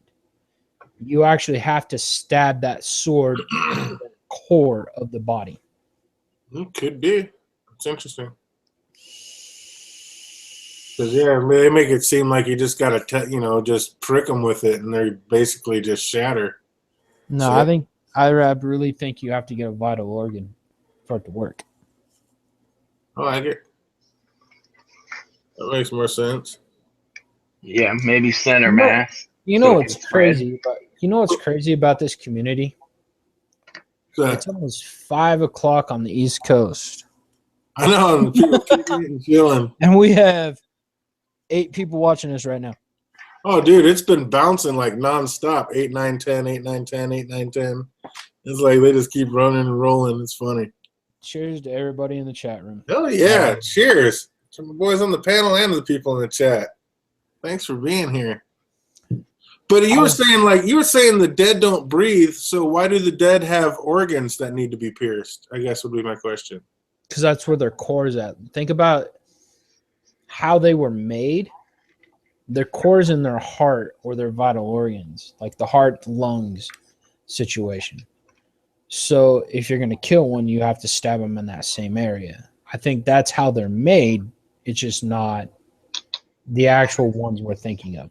I think the others are. I'm going to go book real quick. I think in the show they are made for the children of the forest, whatever, blah blah blah. In the actual book, I think the others are their own entity. They're their own people. They are the people of ice. They're the people of the North. I think that they're going to be there. They've learned the magic of control. George has a lot of books that have to do with hive mind situations, and I think the others have that property. They can raise the dead, control them to do what they want to do. Hey, there's 100 people right there. Wham, raised them. Go kill these guys. That's all they got to tell them. They're going to go do it. Unity. To kill the others is a lot different story than killing a White Walker. To kill a White Walker, probably just chop their head off, keep moving. To kill another, you're probably going to have to chop its head off, stab it in the vital organ, and hope it works. It might not affect them. The show could be completely fucking wrong. Because in the book, when Sam stabs that fucking other in the back, he turns to ash. He doesn't shatter into ice cubes. He actually like screams, lights on fire, and turns into ash. He doesn't just shatter. Yeah. Oh, I forgot about that. I thought he like basically like melted into like ice shards. I thought. He burnt up and turned into ash like a human being would if you lit him on fire. Huh. So that's another thing you got to think of when it comes to the books compared to the show. The show showed them just as ice creatures. Right. Well, yeah, we know they're a lot different, but just what a trip. I mean, how the same thing that, I mean, like you said, how's the same thing that made him kill him? It's just they plunged it into his heart and it made him, and now you're saying you need to plunge it into a vital organ to kill him. Yeah. Why doesn't that just make it stronger? I don't know. I don't know, Joe. I don't know George's magic situation. Yeah, right. God, I can't wait for Winds of Winter to come out and start explaining some of this shit, dude. I need some damn answers. It is fun to guess, but come on, man. I need some answers. See, now I feel like the guy I was talking shit about the other day. I just got theories coming out of nowhere because I haven't read a book in a while. Oh, dude, exactly. That's what it is. Pennyman says, hey, you think that how Azor Ahai made Lightbringer sword and heart sounds a lot like how Children of the Forest makes White Walkers, dragon, glass, and chest. Same shit. Wow, what's up? Carol Funk just hit the chat. Nice to see you, Carol. Can't wait for Winds of Winter. Oh, my God. Just dying. Oh, God. You're not in my life. I have stayed away. I'm going to tell you guys this right now. I haven't listened to a Song of Ice and Fiber. A Song of Ice and Fire in over a year.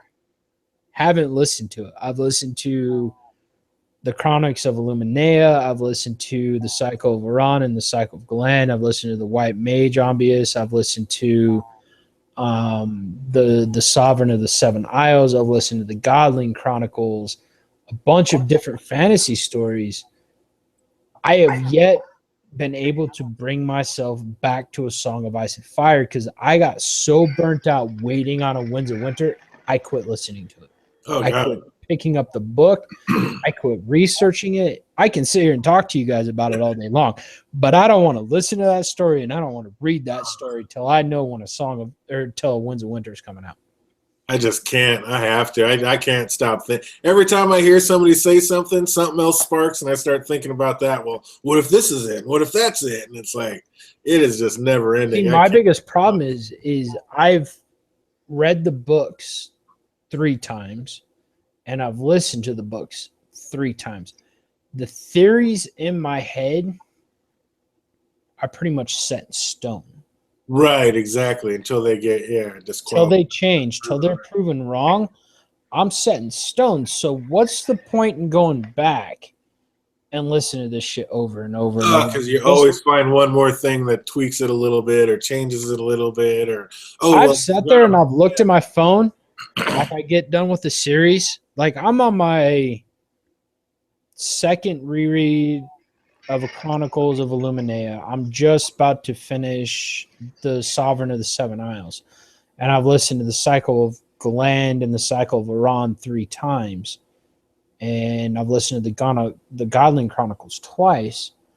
But I come back to A Song of Ice and Fire, and I look at a Game of Thrones, and I'm like, "Yep, not ready. I can't.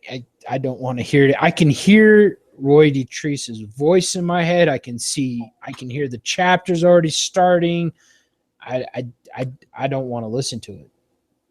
I've gotten so no, dude. When I first started this shit, like I got so deep into it with the Hype's Watch, like me, Don the Kraken Wit, Don Willie, James Michelle, Jerry, and Tinker. We would sit here like we are tonight, just not live stream it, and just bullshit about the books. And I would just constantly kept rereading and kept rereading and kept rereading to the point where I got sick of it.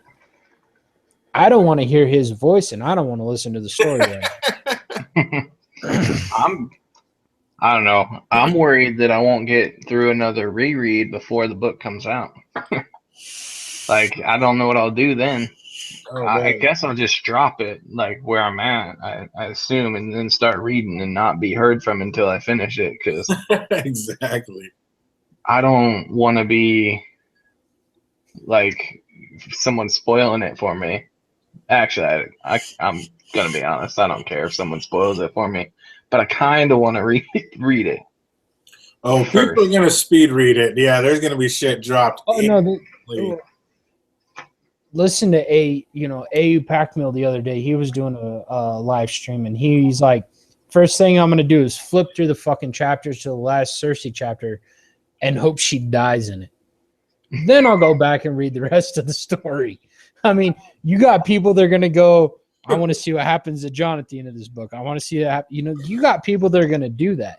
That's just crazy to me. Wouldn't you want to just read it in succession how it's supposed to be? That's how I am. No. I mean, I want it. Yeah, I want it revealed how it's supposed to be revealed. That's You really how I wanna- want it. Yeah, that's how I want it too, DJ. Damn. That's how I want it too. Is I want to start at the beginning of the book, and I want to end the book, and then I'm going to go back and do it again and listen to it more intently. But like Andy just said, no, I'm going to check out the chapters I want to check out. Fuck everybody else. I probably am gonna look through first and see who all the chapters are before I even read it. Oh So I can God, be like- not me. I'm gonna sit down and just start reading and just be like, yes. Like, yeah, I don't know. I don't want to see anything before it's time. Just unveil it how we wanted it to be unveiled. That's all. Yeah. I don't know. Maybe I don't like suspense. I don't know what it is. I love spoilers. It's like See, my problem is I want to be surprised. I'm surprised when I read it the first time. I love that. When I read the first spoiler, I'm like, oh shit, that's awesome. Now let me read what the book says. There's just no Oh. way. This guy dies. How's he die? Wait, hold on. Need to go back about 8 chapters. Yeah. I'll be like, why wasn't Davos there? Oh, let me go on the internet and check it out. Oh, Davos died. Oh shit, where'd that happen at? Let me go back. Oh, Jesus. What's gonna be the importance of Dorne in the Winds of Winter? How does the book bring that back? Doran does. Dawn. That's it. That's all Doran's got. Doran dies. I mean, they definitely got to dip into House Dane. There's got to be at least a chapter about House Dane. I want a Sharadane, and I know this sounds far-fetched and way out there, but I really feel like a Sharadane is fucking Quaithe. She could be. It's not that far out there. A lot of people think that. Yeah, they do. It's actually a pretty big theory. I guess I haven't heard that theory that often. But then again, I found Tony, I found Kraken, did the thing with the Hype's Watch, and I've seen DJ's troll videos. People are afraid of the truth. I'm Talked to telling you. Johnny a couple times. Like, I don't dip too far outside my circle. I don't know why not, but that's probably why I haven't really. I've heard that theory maybe once or twice, but not by many people, just by the people I follow. Oh, dude, if any of mine come true, I'm going to be, because I don't hear anybody coming up with the shit I've come up with. That's one thing out of the millions of people out here and all the shit going on, I have to admit, most of my theories are pretty fucking original. Like, I don't really see them. Like, since I've put mine out, I've seen other ones come up, but. Oh, dude, I stumped the fuck out of Kraken when me and Kraken, when I first met Don the Kraken Wit, we were sitting there talking. I said, dude, Howland Reed's the fucking hooded man in Winterfell. Oh, Well, how do you know that? Because he killed fucking Sir Arthur Dayne. No, he didn't. Ned cut his head off. I'm like, Ned can't beat Sir Arthur Dayne on his own. I was like, Howland Reed came up. I didn't say he acted like he was dead or anything. I was just like, Howland Reed came up from behind him, hit him with a spear that had fucking poison on it. Sir Arthur Dayne dropped to a knee, and Ned cuts his head off. Bullshit. That shit happened to show, dude. I fucking hit up Kraken. I'm like, my theory is what? Fuck you. I'm like, that's what I thought. Dude, and I still ride till I'm fucking proven wrong. Howland Reed is the hooded man in Winterfell. It could be. Not the goddamn fucking High Sparrow. I hate that fucking theory. He's not the High Sparrow at all. God, that theory pisses me off. I like the theory that it's Theon, like that he sees himself, because now he's like less of a man. I don't think Theon's is the hooded man either. That'd be interesting, though. That would be. It would make sense too. That theory actually does make a lot of sense. That Theon has actually gone so schizophrenic that he's killing people off and not realizing it. It does make sense because of how bad he's been tortured. I like the hooded man maybe being Benjen Stark. That's a possibility too. We haven't seen him anywhere. He just snaked back, and he's up there just killing fools in his own castle, taking fools out. I like that one. Because that makes sense. Nobody would know their way around better. He'd be able to sneak in and out and do his thing. He'd know every crook and cranny of that place. So I think, the more I think about it too, I think like 100%, dude. I think Mance Rayder was the Knight of the Laughing Tree. He's yeah, he sings. He was in love. I think he's been to Winterfell multiple times. And why would he be at Winterfell multiple times unless it's to check on something? I think he's like the modern day Bale the Bard kind of thing. And I think he was the one that stuck up for Lyanna. I think him and Lyanna might have been in love. And I think that he is, I think he's the Knight of the Laughing Tree. So you're riding on the theory that Rhaegar actually kidnapped Lyanna. No, I told you, Rhaegar went and grabbed Lyanna on the orders of the Mad King. I'm still sticking tight on my theory. So maybe Lyanna and Mance were in love, and it was her father's man being messed with. So Mance came up, and because Mance was a pimp, we already know he's a badass. So Mance came up and stood up and kicked the shit out of these squires dudes and told them to, like, get your squires in check. It just all seems like northern shit that would go down. I just think it's Mance. I think the Knight of the Laughing Tree is Mance. And maybe Mance and Lyanna were in love.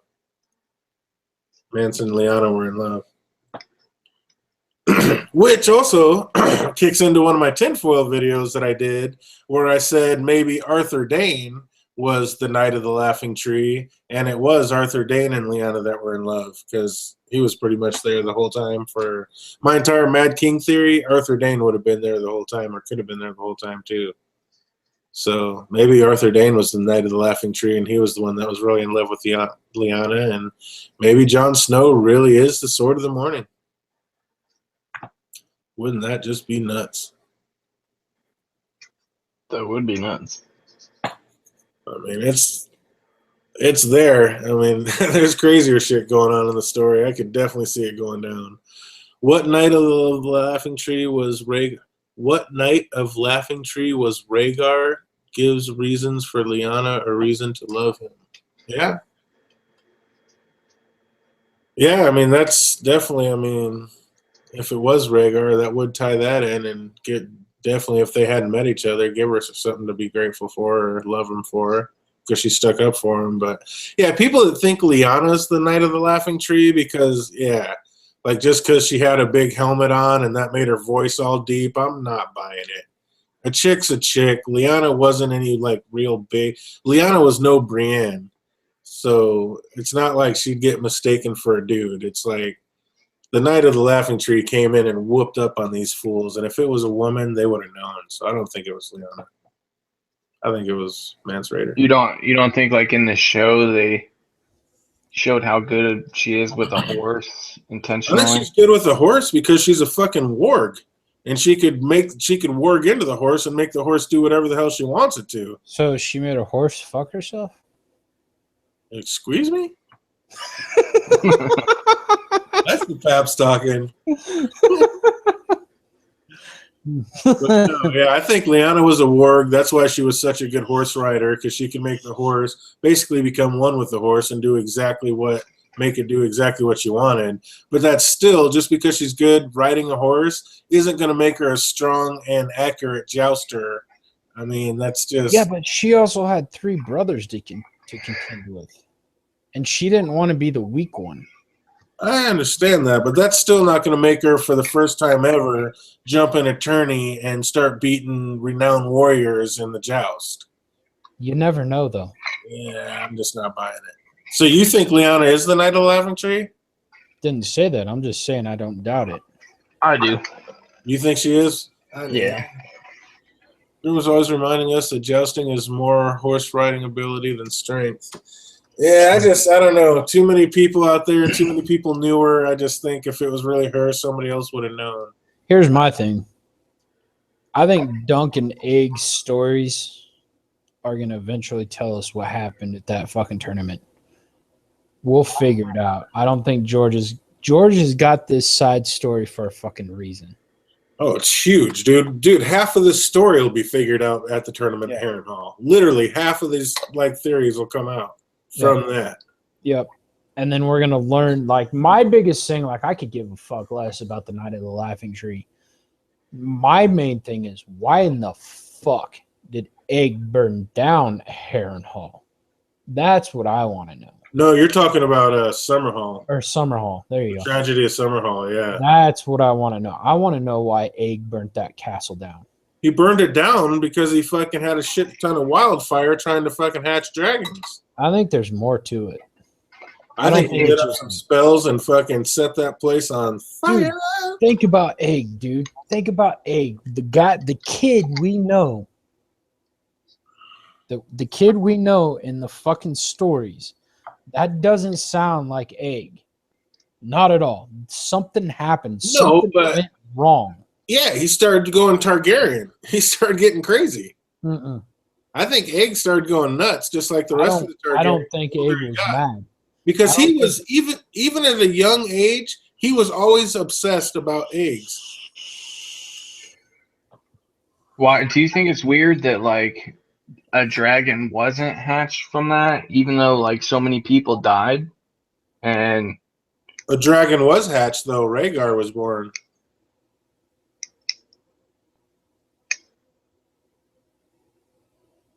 What?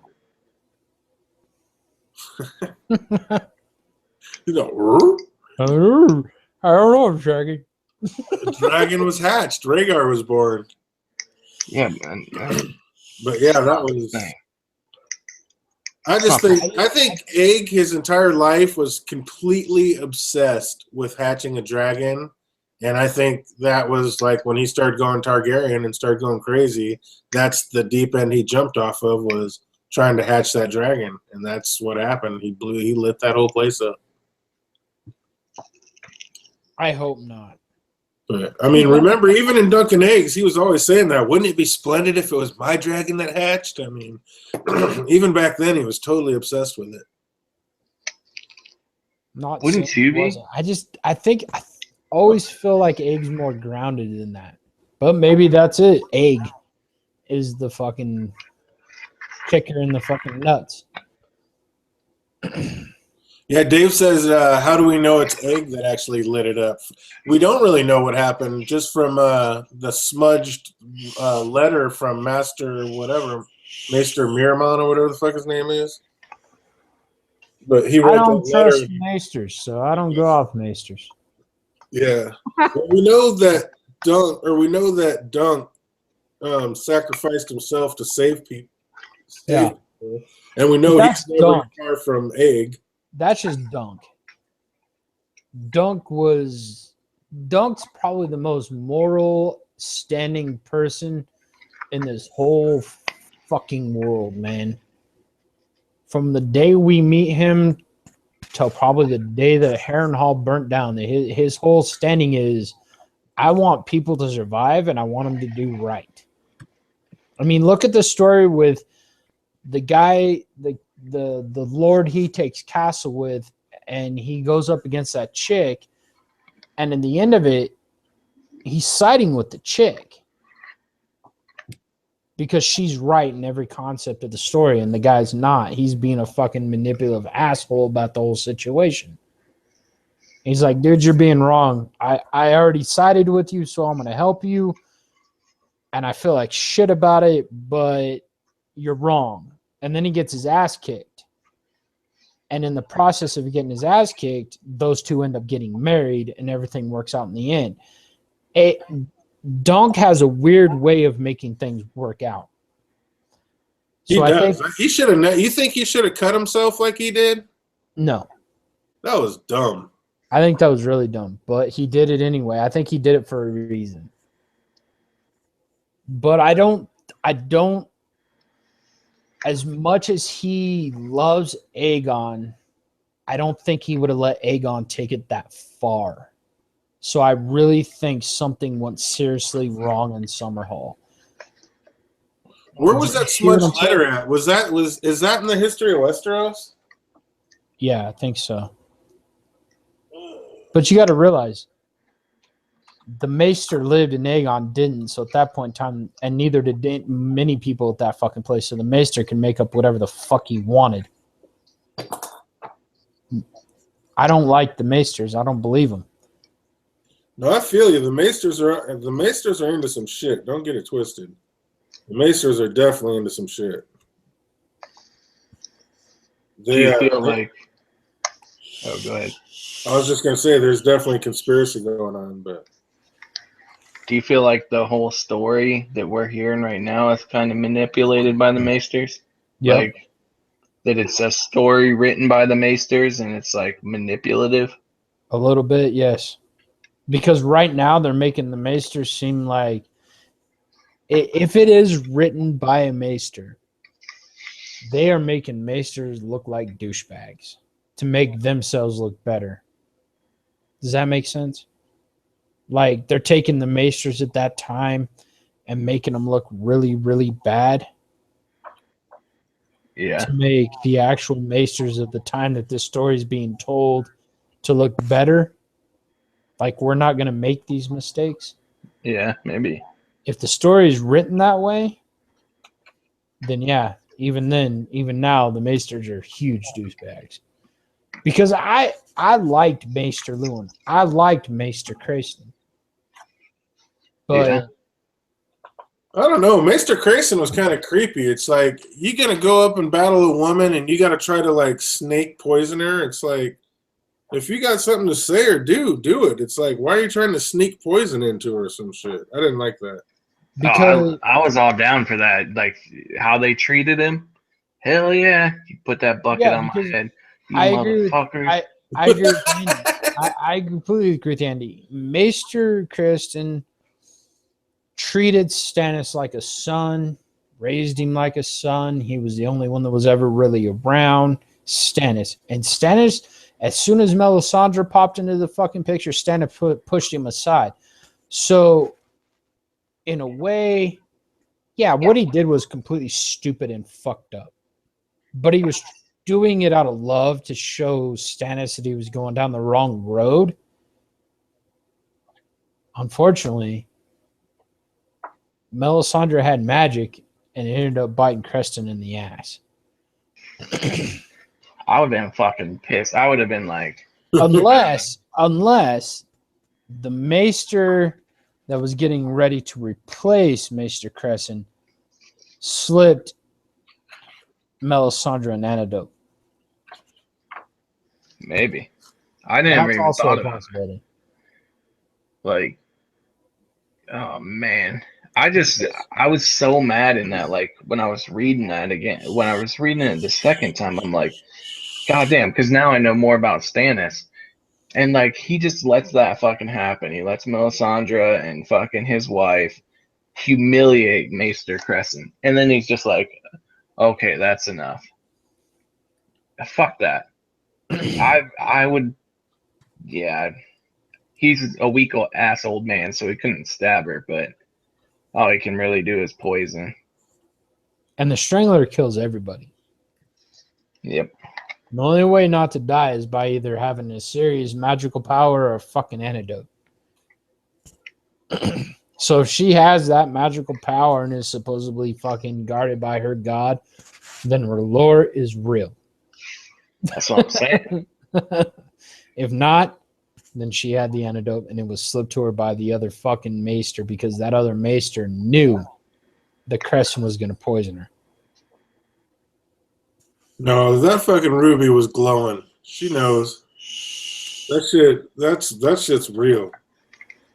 She has to, like she said to a girl, she has to do some shit with the potions for men just so it's faster to make them believe, but yeah, her magic is real. There's no denying it. Here's the thing. I hope I never see that old saggy bitch tits again. Oh, fear that woman. Dude, that woman's scary. I remember seeing her and I went, what is that? Oh my God. Oh, I'm going to puke. That was the worst. We didn't need to see. They didn't need to This show is that. wrong. And it wasn't just her tits. It was her whole fucking frontal. I did not need to see that old woman naked. Oh my God. Like, I thought I was going to throw up on that one. Yeah, that was Close. wrong for a lot of reasons. Yeah, They showed us that, and I feel like there's some importance to that. Oh, no, there's a huge importance to it. But I didn't want to see it. I didn't need to see it. I could have seen a 30-second clip of her taking off the necklace, still dressed, her face changed. She went fucking silver-haired and wrinkly, and they cut scene. I'd have been fine with that and be like, hey, there's something deeper there. No. D&D had to do the worst thing possible and show us full frontal fucking nudity of an old woman. I thought that was like the best. It was so funny. It was like watching my grandma be naked. I don't want to see that shit. How come nobody thought that was like the big thing? Everybody's like, D&D is going to give us 3 big reveals that, from the book. And they're like, Hodor's one and Jon Snow's the other one. And how come nobody thinks like the Melisandre being 1,000,000 years old isn't one? Oh, Melisandre is.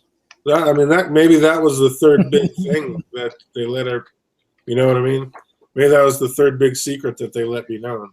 It for sure is. Like, they're not going to just put that in there for no reason. Like, oh yeah, she can kind of make herself younger. Yeah, like, right. There's a significant reason why that. Okay, here I'm gonna debunk a fucking theory real quick. People bitched and people complained, and this is why that theory wasn't brought so forth. Was they'd slipped up in season 2 and Melisandre was sitting in the tub when Stannis' wife was in the room and she had close around her throat. So that theory's it doesn't work that way. Well, here's the thing. When we see her old and beat up and tired after Stannis is dead and she's found out this news, her belief in her God had died. It had nothing to do with the ruby, had nothing to do with any of that shit. Her belief in her God died that night. That's why we got to see her old and unglamored. But we know that you need the ruby to be glamored. The ruby can be around her neck or not be around her neck. The magical power is still there. Doesn't matter. Why would she ever need the ruby then? To like you said, it's a show. Maybe it makes it easier. Maybe. But I believe the ruby is more of a show than an actual, I have to have this on to prove I'm to look different. I really truthfully believe that night she actually thought, fuck my God, he's dead to me. And she let us see who she really was. I don't think the ruby had any real purpose behind it. I don't want to ever see it again. No. I'm just saying.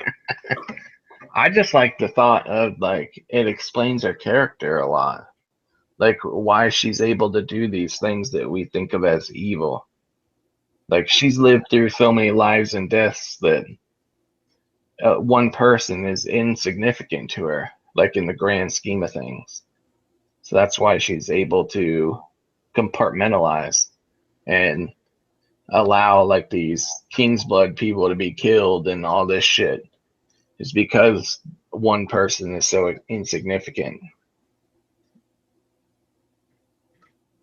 That's a cold way to look at it. I mean, it's practical. But Well, I mean, if she's like 900 years old, then yeah, what's one regular person who only is going to live probably 40 years in this day and age? Do you guys believe that Melisandre's Brendan Targaryen's kid? Brendan Targaryen? Three-eyed raven. Oh, Brendan Rivers? Yeah, he's a Targaryen. Well, he's a Blackfire. No, he's a Targaryen. He is a Targaryen. He's one of the great bastards. No. You're forgetting there's two different sides to the Great Bastards. There's Well, one a Blackwood and a Bracken. yes, and he's a Bracken. And the Blackwoods are the Blackfires, the Brackens are Targaryens. How is that? Because his grandfather was married to a Bracken.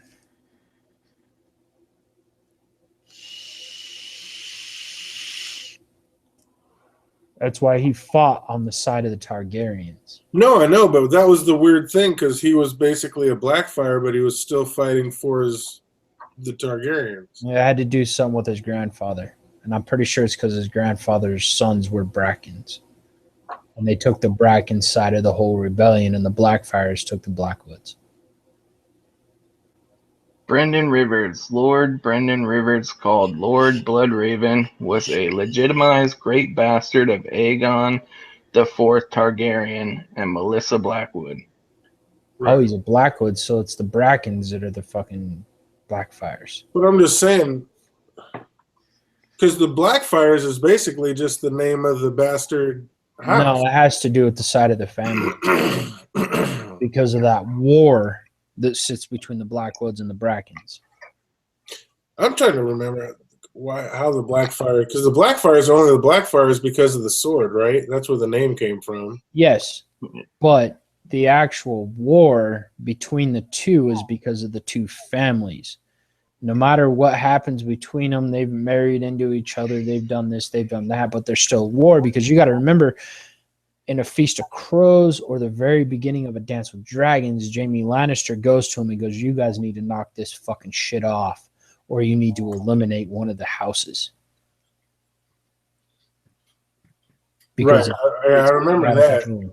But I mean, yeah, that shit's been, that's been raging ever since. But that's the reason Brendan took one side and his brother. Well, Bloodraven always took the side of the Targaryens. And his brother took the other side because one was a Blackwood and one was a Bracken. And I'm sorry I got those mixed up. But that's how it worked out. No, I know. That's why they hate. Bittersteels was the king's basically legitimate son. Side piece.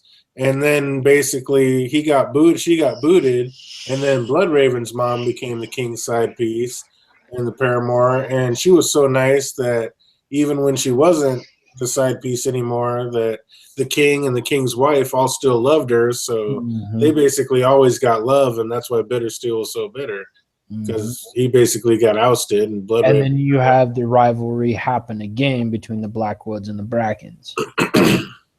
Being that Brendan's family, his mother at that point in time, was the loved one. Right.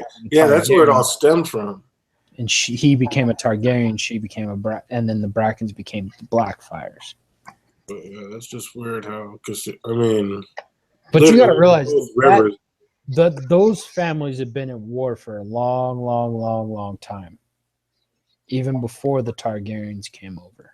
Because, I mean, Bittersteel is basically a rivers, too. They're both rivers. They're both bastards. Yeah, they literally are divided by a river. That's it. They're divided by a river. That's the whole thing.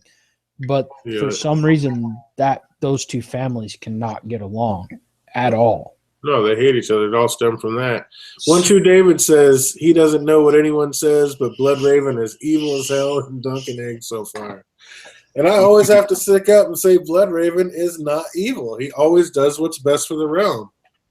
How is that? What he thinks is best for the realm, is it always best for the realm? Usually, I would say, yeah. I don't know. The second Blackfire he killed, was it Damien Blackfire? The one he killed? He killed Daemon Blackfire, and then he killed his two sons. I think it was Daemon in the second book, right? That he killed in the fucking so-called calling, that tournament. It was actually a Blackfire conspiracy. Oh no, that was Darren. Darren. The second, yeah. He was actually a good guy. He wasn't a douchebag. He wasn't a dick. No, but he didn't have the sword. But he was looking out what was good for the realm. Who's that? I don't think he deserved to die. Who's Darren that? Blackfire. Well, I mean, you're trying to usurp the kingdom. I mean, yeah, you try to usurp the throne, you're gonna die. They're not gonna let you live, so you can do it again. But you know, here's my problem with Bloodraven, and I'll sum it up in one saying: how many eyes does Bloodraven have? 1,001. 1,000 eyes in one. That just means he's a great spy. No. It means he can manipulate whoever he wants, however he wants, whenever he wants. Oh, that means be careful what you say and where you say it, because exactly he's everywhere. Because he can manipulate who he wants, when he wants, however he wants. Just like Varys with sparrows. But I mean, yeah, exactly. With his fucking fingers. He's a super spy for sure. He had people everywhere. He was actually better than Varys when it came to that shit. But that's because I think Bloodraven was a green seer before he ever became Bloodraven. All the magic he was into, he may have been. And that may have been why he was such a good hand.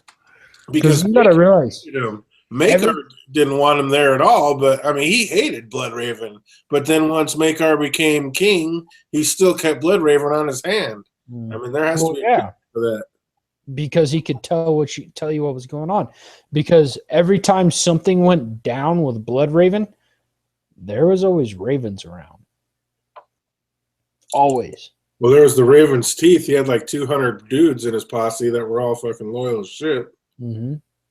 Which was but he always knew what was going on. Some way, somehow, whether it was through a person or through a bird, he knew it.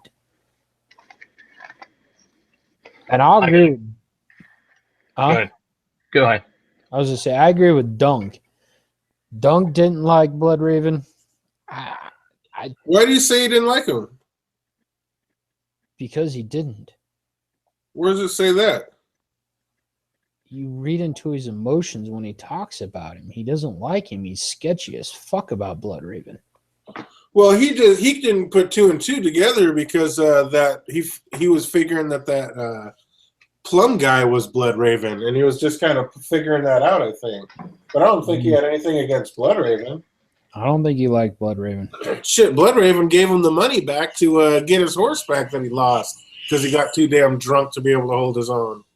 About got put on his ass. Plum was an idiot.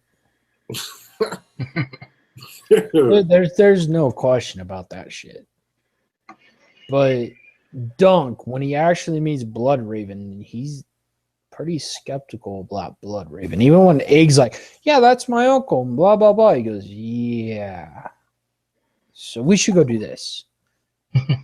He's sketchy about Bloodraven through the whole thing. He loves Egg to death, and he'll do anything for Egg because Egg's very brutally honest. And he had to actually teach Egg to shut the fuck up.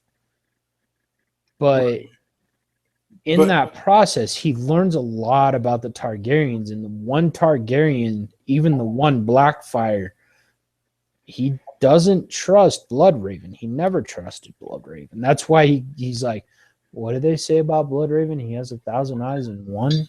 Right, but I think that's why he says it.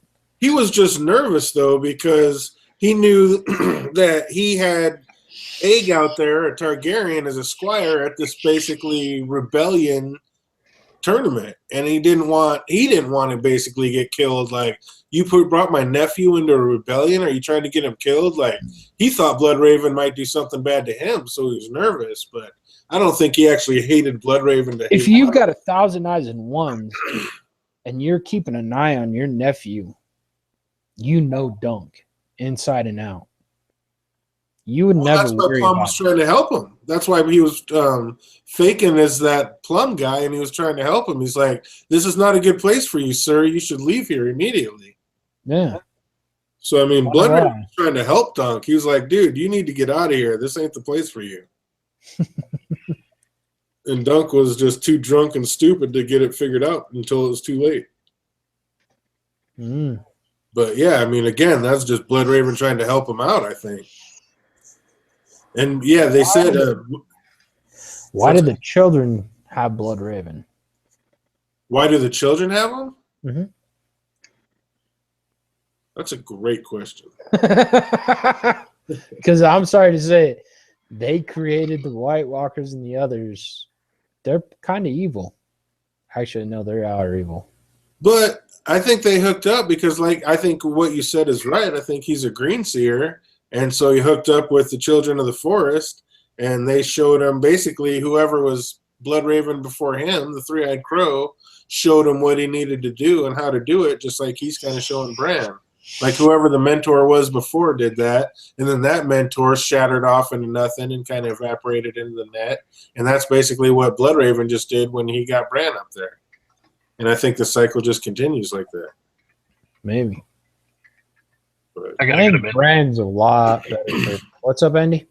I gotta go to bed. Yeah, it's All about right, the buddy. time, ain't it? yeah, we've been on for a minute, huh? Fucking going on 4 hours. Right All right, on. let's sign off, man. Let's start with Andy. All right. Thanks for watching, guys. It was fun. Thanks to the panel. I always like talking Game of Thrones, especially with people that remember way more than I do. I'm like, damn, I didn't even think of that shit. And then I'll remember it. It's always great talking with people that have read a whole bunch more than I have. Nice. So, thanks, guys, for watching. And thank you for having me on, DJ. Always. Do another one soon. All right, I'll go next. DJ, man, I'm glad you put this on tonight. I was actually kind of itching to talk some Game of Thrones. I haven't talked Game of Thrones in a long time. Usually when I get on somebody's stream, it's just random bullshit and mainly life, so I haven't been able to get lost in this, and my main outage has been my story, which I don't complain about. I mean, I'm on chapter 16, working my way up. I mean, I was kind of hoping to be done by this summer. I'm going to pull a G.R.R. Martin and say it's probably going to be later than that. Because, you know, when you start getting into the book and you start writing it and you start writing it and you start writing it, and then, you know, things take different life forms. Things change here and there. And I'm not going to tell you what changed or what didn't, but, you know, things change. But I hope you guys are happy with it when I get it done. I'm going to do the self-published route, and I'm going to put it up on Kindle and Amazon, and, you know, maybe somebody from Audible goes, hey, I want to read this book out loud, get it going that way. But if not, I'm going to do it the Kindle and Amazon way, and I will finish this series because I really do enjoy writing. I have a lot of fun doing it. And I got to thank DJ. DJ has been one of the main guys behind the scenes helping me a lot. I'll send him a chapter, and he goes, hey, man, what do you think about this? What do you want to, how about this? You fucked up and you need some punctuation here. So I got to thank DJ for that. So I hope you guys had fun tonight. I had fun talking Game of Thrones, and it's funny that this story is so impacted in my head since I haven't read it in a year. So anyway, hope you guys have a good night. Peace. Definitely. What's up, chat? Thanks for being here. Looks like, did you guys hear about that on Huffington Post that, or something? I can't even remember what it was, but supposedly they have a season open date for Game of Thrones finally. It's supposed to be July something or other. I thought it was going to be June, but now they're saying July.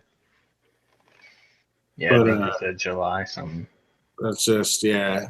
So at least we're getting closer to having a static date. So until then, we're going to have a bunch more of these, keep talking about it, and keep trying to figure it out before the books come out. Because, oh my God, can you imagine actually calling some of this shit before they tell us?